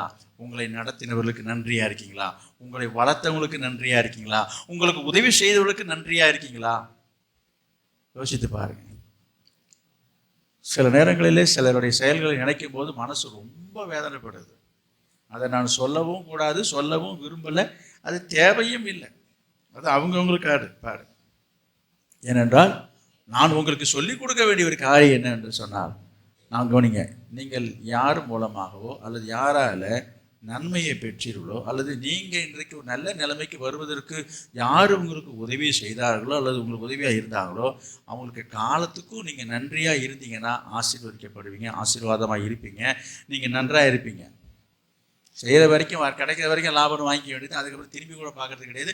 அவங்களே எதிர்த்து பேசுறது, அவங்களுக்கே துரோகம் பண்ணுறது, அவங்கள பற்றி பழித்து பேசுறது, இதெல்லாம் ஜீரணிக்கவே முடியாதுங்க. நான் சொல்கிறேன், உனக்கு பிடிக்கலன்னா கூட அமைதியாக இருந்துட்டாலும் பிரச்சனை கிடையாதுங்க. ஆனால் நன்றி கெட்டத்தனமாக நடக்கிறீங்க பாருங்க, இதுக்கெல்லாம் என்ன நடக்கும்னே நான் சொல்ல முடியாது. எனவே நான் சொல்கிறேன், கர்த்தருடைய பிள்ளைகளாக இருக்க விசுவாசி அடிங்க, நன்றி அறிதல் உள்ளவர்களுமாயும் இருங்கள். கொலேசியர் 3ஆம் அதிகாரத்தில் எழுதியிருக்குது, 14 நினைக்கிறேன். நன்றி அறிதல் உள்ளவர்களுமா இருக்கணும் நம்ம. அதனால் ரொம்ப ரொம்ப அவசியங்க. திருக்குறளில் திருவள்ளுவர் கூட எழுதியிருக்கிறார், நன்றி மறப்பது நன்றன்று நன்றல்ல. ஆமாம். அதனால் நன்றியை மறக்கிறது நல்லதே இல்லை, அது உங்களுக்கு நல்லது இல்லை, உங்களுக்கு நல்லதும் நடக்காது. நன்றியை மறக்காதீங்க. கர்த்தர் செய்த நன்மைகள் நினைத்து அவருக்கு நன்றியாக இருக்கணும். முதலாவது இந்த சபைக்கு நான் சொல்கிறேன், இந்த சபையின் மூலமாக ரட்சிப்பை பெற்று ஞானஸ்தானம் பெற்று இந்த சபையில் விசுவாசிய பல வருஷங்கள் இருந்து இந்த சபைக்கு வந்ததுனால அவங்களுடைய வாழ்க்கையிலே குடும்பத்திலே குடும்ப வாழ்வாதாரங்களிலே ஒரு நல்ல வளர்ச்சியை முன்னேற்றத்தை அடைந்த பிற்பாடு இந்த சபையை மறந்தோ அல்லது சபையை விட்டு விலகியோ இந்த சபைக்கு எதிராகவோ செயல்படுகிறது, இது ஒரு நன்றி உள்ள விசுவாசத்துக்கு அடையாளமா என்றதை யோசித்து பாருங்க. இல்லை, நீங்க நினைக்கிறாங்க அது சபை இது சபை எல்லாம் சபை தானே. நான் சொல்றேன், எந்த சபையில கர்த்தர் நம்மளை வச்சிருக்கிறாரு, எந்த சபையின் மூலமாக ஆண்டவர் உங்களை நடத்திட்டு இருக்கிறாரோ அங்கெல்லாங்க நம்ம நன்றியா இருக்கணும். இது எப்படி இருக்குன்னு கேட்டால் நான் ஒரு காரியம் சொல்லிக்கிறேன். நான் இப்போ இவ்வளோ நேரமாக பிள்ளைகளை பற்றி, வாலிப பிள்ளைகளை பற்றி, தாய் தகப்பனை பற்றி, நன்றியாக இருக்கிறத பற்றி சொன்னேன். அதே உதாரணத்தை திரும்பி நான் கொண்டுட்டு வரேன். ஒரு குடும்பம், ஒரு தாய், ஒரு தகப்பன், அவங்களுக்கு ஒரு பிள்ளை இருக்குதுங்க. நல்லா கவனிங்க. அந்த பிள்ளையை பெற்று வளர்த்து படிக்க வச்சு ஆளாக்கி எல்லாம் பண்ணுறாங்க. கவனிங்க, எல்லாம் பண்ணிகிட்டு இருக்கிறாங்க. இப்போ இந்த பிள்ளை, இந்த பையன், பையனோ ஒரு பொண்ணோ, ஒரு 4 வீடு தள்ளி அதே ஊரில் இவங்க அம்மா அப்பாவோட வயசில் இருக்க, இவங்க அம்மா அப்பா வயசில் இருக்கிற ஒரு வீட்டுக்கு போய் இவன் நன்றியாக உழைச்சிட்டு இருக்கான்னு வச்சுக்குவோம். ஒரு கதையை தான் சொல்கிறேன். நான் நன்றியாக தாங்க இருக்கிறேன். நீ யாருக்கு நன்றியாக இருக்கிற? உன்னை பெற்றவங்களுக்கு நன்றியாக இருக்கிய? இங்கே பாருங்கள், எங்கள் அம்மா மாதிரியே தாங்க. அவங்களுக்கு 45 வயசு, இவங்களுக்கு 45 வயசுங்க. இதை பாருங்க, எங்கள் அப்பாவுக்கு 60 வயசுங்க, இவங்களுக்கு 60 வயசு தாங்க. வயசெல்லாம் கரெக்டு தான், உருவெல்லாம் கரெக்டு தான். நீ யாருக்கு இருக்கணும்? உன்னை வளர்த்தது யார்? உன்னை பெற்றது யார்? உன்னை நடத்துனது யார்? உன்னை தூக்கி வளர்த்து ஆளத்தது யாராது? இன்றைக்கி யாரோ ஒன்று கிடச்சிட்டான்னு போயிட்டு நான் ரொம்ப நன்றியை காட்டுறேன்னா இது நன்றி? அது போல தான் இன்றைக்கு சில விசுவாசிகள் சபை, ஆண்டவர் சந்தித்த ரட்சித்த இந்த சபையை விட்டுட்டு இந்த சபைக்கு போயிட்டுருக்காங்க. நாங்கள் ஒன்றும் அங்கெங்கெல்லாம் போகிறோம், நாங்கள் சபைக்கு தான் போயிட்டுருக்கோம். எங்கே போயிட்டுருக்கோம்? நீ எந்த சபைக்கு போயிடுறோம்? எல்லா கிறிஸ்தவ சபை தாங்க. நான் சொல்ல எல்லா கிறிஸ்தவ சபை தான். உங்கள் ஊரில் இருக்கிறது அத்தனையுமே வீடு தான். எல்லாரும் ஒவ்வொருத்தரும் வீடு கேட்டிருக்காங்க. எல்லா வீட்லேயும் போய் நுழைஞ்சிருவோம். நம்ம வீட்டுக்குள்ளே தாங்க நம்ம நுழைய முடியும். உங்கள் வீடு போலவே இப்போ எல்லாம் தொகுப்பு வீடுன்னு அப்படிலாம் கட்டினாங்க. ஒரே மாதிரி கவர்மெண்ட்டில் கட்டி கொடுப்பாங்க. பார்த்தீங்கன்னா ஒரே மாதிரி இருக்கும். பார்த்தீங்கன்னா 10 வீடு 20 வீடு. இந்த சமத்துவபுரம் என்றெல்லாம் பார்த்துருப்பீங்க. பார்த்தா ஒரே மாதிரி தான் இருக்கும் வீடு, வரிசையில் ஒரே மாதிரி வீடு இருக்குது. இல்லை இதே மாதிரி தாங்க என் வீட்டுக்கு அடுத்த வீட்டுக்கு நுழைஞ்சிருமா? நமக்கு ஒதுக்கப்பட்ட, அலாட் பண்ணப்பட்ட எது நமக்குன்னு ஒரு வீடு ஒதுக்கிருக்கலாம், அதில் தானே நம்ம குடியிருக்க முடியும். அதுபோல் ஊரெல்லாம் சபை இருக்குது, உலகம் பூரா சபை இருக்குது, தடைக்கு விழுந்தா சபை இருக்குது. இன்னைக்கு தெருவு சபை வந்துடுச்சு. நல்லது, வரட்டும், ஊழியம் வளரட்டும், ஆத்து மக்கள் ரட்சிக்கப்படட்டும். நான் அதுக்கு எதிராக நான் பேச வரல. அப்போ ரட்சிக்கப்பட்டு தேவனுடைய பிள்ளையாக விசுவாசி எங்கேயா இருக்கணும்? நம்ம பிறந்த இடத்துல, நம்ம வளர்ந்த இடத்துல, ஆண்டு நம்மளை நடத்தின இடத்துல தாங்க நம்ம இருக்கணும். இது தெரியாமல் வேதாந்தம் பேசிகிட்டு இருக்கிறாங்க. நாங்கள் அந்த சபைக்கு நீ எந்த சபைக்கு போனாலும் சிறப்பாக. அதனால் என்ன சொல்ல வந்தேன்னு, இங்கே என்ன படிங்க சீக்கிரம். நன்றி, அதை பற்றி சொல்ல வந்தேன். நன்றி அறிதல் இல்லாதவர்களாயும், பரிசுத்தம் இல்லாதவர்களாயும், சுவாப அன்பு இல்லாதவர்களாயும், இணங்காதவர்களாயும், அவதூறு செய்கிறவர்களாயும். அவதூறு எல்லாத்துக்கும் விளக்கம் சொன்னால் இப்போ நேரம் இல்லை. கவனிங்க, அவதூறு இல்லாத பொல்லாதெல்லாம் அள்ளி போட்டு பேசுறது தானே அவதூறு. நடக்காதது நடந்தது போலவும், செய்யாதது செய்தது போலவும் இட்டு கட்டி ஒருத்தரை பற்றி நம்ம தூஷித்து பேசுறது தான் அவதூறு. ஆமாங்க, இப்படி தாங்க நடக்குது சொல்கிறீங்களா? இதெல்லாம் கடைசி காலத்தில் நடக்கணும், பைபிளில் எழுதியிருக்குது, அதுதான் நடக்குது. ஆனால் நீங்கள் அதை செய்யக்கூடாது. உங்கள் வாயால் நீங்கள் யாரையும் அவதூறாக பேசக்கூடாது. அதை தான் நீங்கள் பார்த்துக்கணும். அக்கம் பக்கத்தில் ஊரில் ஏதாவது பேசிட்டு போன போகிறாங்க. இச்சை அடக்கம் இல்லாதவர்களாயும், கொடுமை உள்ளவர்களாயும், நல்லோரை பகைக்கிறவர்களாயும். நல்லவங்களை பகைக்கிறவங்களா இருப்பாங்க. பார்த்தீங்க, யாரை பகைச்சுப்பான்? ஐயோ நல்ல மனுஷங்க, அவரை போய் இப்படி பண்ணிட்டாங்கன்னு சொல்கிறாங்கல்ல, நல்லவர்களை தான் பகைச்சுப்பாங்க. நல்லது செய்தவங்களை, நல்லவர்களை இந்த உலகம் பகைக்கும். இயேசு சொல்றாரு, உலகம் உங்களை பகைத்தால் அதை பற்றி நீங்கள் கவலைப்படாது. ஏனென்றால் இந்த உலகம் என்னை பகைச்சது, அதனால தான் உலகம் உங்களை பகைக்கிறது. அதை பற்றி நீங்கள் கவலைப்படாதீங்கப்பா அப்படின்னு சொல்றாரு. இந்த உலகம் யாரை பகைக்கும்? நல்லவர்களை தான் பகைக்கும். இயேசு சொல்றாரு பாருங்க, இந்த உலகம் உங்களை பகைத்தால், யோவான் எழுதின சுவிசேஷத்தில் இருக்கு பாருங்க,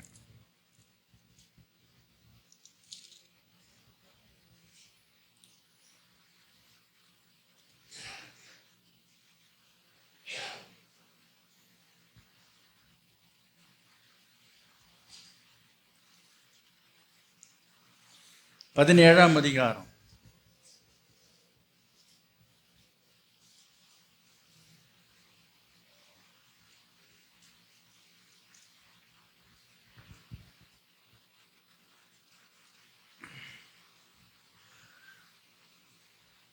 16வது வசனம்.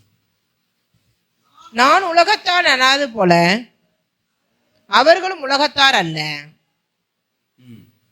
உம்முடைய சத்தியத்தினாலே அவர்களை பரிசுத்தமாக்கும். உம்முடைய வசனமே சத்தியம். சரி, இதே ஆமாம், இன்னொரு வசனம் இருக்கு பாருங்க, 15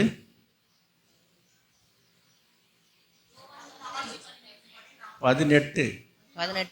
உலகம் உங்களை பகைத்தால் அது உங்களை பகைக்கிறதற்கு முன்னே என்னை பகைத்தது என்று அறியுங்கள். நீங்கள் உலகத்தாராய் இருந்தால் உலகம் தன்னுடையதை சிநேகித்திருக்கும். நீங்கள் உலகத்தாராய் இராதபடியினாலும் நான் உங்களை உலகத்திலிருந்து தெரிந்து கொண்டபடியினாலும் உலகம் உங்களை பகைக்கிறது. இந்த உலகம் உங்களை பகைக்க தான் செய்யும். இந்த உலகம் உங்களை பகைக்க தான் செய்யும். அதனால நம்ம இதெல்லாம் வச்சு நம்ம கவலைப்படக்கூடாது. எனவே இந்த வார்த்தைகள்னால ஆண்டவர் நம்மை நடத்தி கொண்டு வருகிறார். இதெல்லாம் மனிதர் வைத்துக்கொண்டு இப்படி பகைக்கிறவங்க இருக்க தான் செய்வாங்க. 4வது வருஷம் துரோகிகளாக இருப்பாங்க, துணிகரம் உள்ளவர்களாக இருப்பாங்க, இருமாப்புள்ளவர்களாக இருப்பாங்க, தேவ பக்தியின் வேஷத்தை தரித்து அதன் பலனை மறுதலிக்கிறவர்களாயும் இருப்பார்கள். அப்படிப்பட்டவர்களை நீ விட்டு விலகு. போதும், நான் முடிச்சுக்கிறேன். எல்லாத்துக்கும் விளக்கம் சொல்றது நேரம் முடிஞ்சால் நம்ம அடுத்த ஒரு வாரங்களிலே நம்ம தேவைப்படும் போது அவசியம் இருக்கும்போது நான் இந்த வார்த்தைகளை நான் இன்னும் உங்களுக்கு விளக்கமாக சொல்கிறேன். இதெல்லாம் கடைசி நாட்களிலே நடக்கும். கடைசி காலத்தில் இப்படிலாம் உலகம் அப்படி தான் இருக்கும். அதனால் நாம் இவர்களுக்கு விலகி வாழணும். நான் சொல்ல வந்தது பரிசுத்தத்தை பற்றி நான் சொன்னேன். பரிசுத்தம் முதலாக வாழ வேண்டும் என்பதை பற்றி சொன்னேன். இயேசுடைய வருகையில் நம்ம எடுத்துக்கொள்ளப்பட வேண்டும் என்று சொன்னால் இப்படிப்பட்ட சுவாபங்கள் கிரியைகளுக்கு விலக்கி நாம் பரிசுத்தமாய் வாழும்பொழுது தான் அவர் வருகையில் நம்ம எடுத்துக்கொள்ளப்பட முடியும். இயேசு வருகை மிக சீக்கிரமாக இருக்கிறது. நான் சொன்ன உலகத்தில் போய் ஒட்டி கொள்ளக்கூடாதுன்றதுக்கு சொல்ல போய் தான் இவ்வளோ காரியத்தை நான் உங்கள்கிட்ட பேசியிருக்கிறேன்.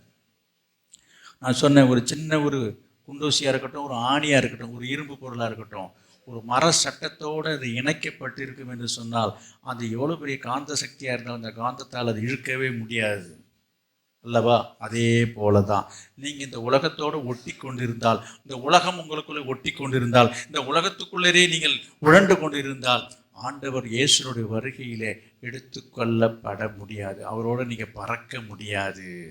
கைவிடப்பட்ட நிலைமை வரும்.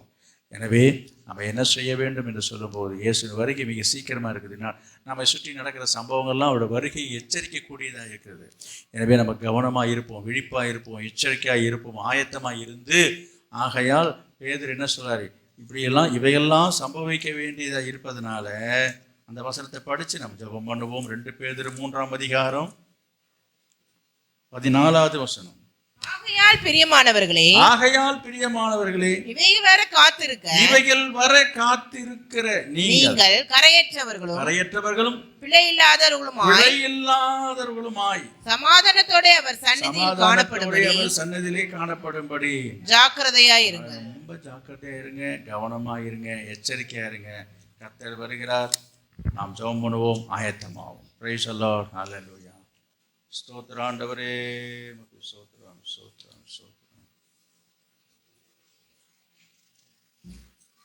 ஹல்லேலூயா.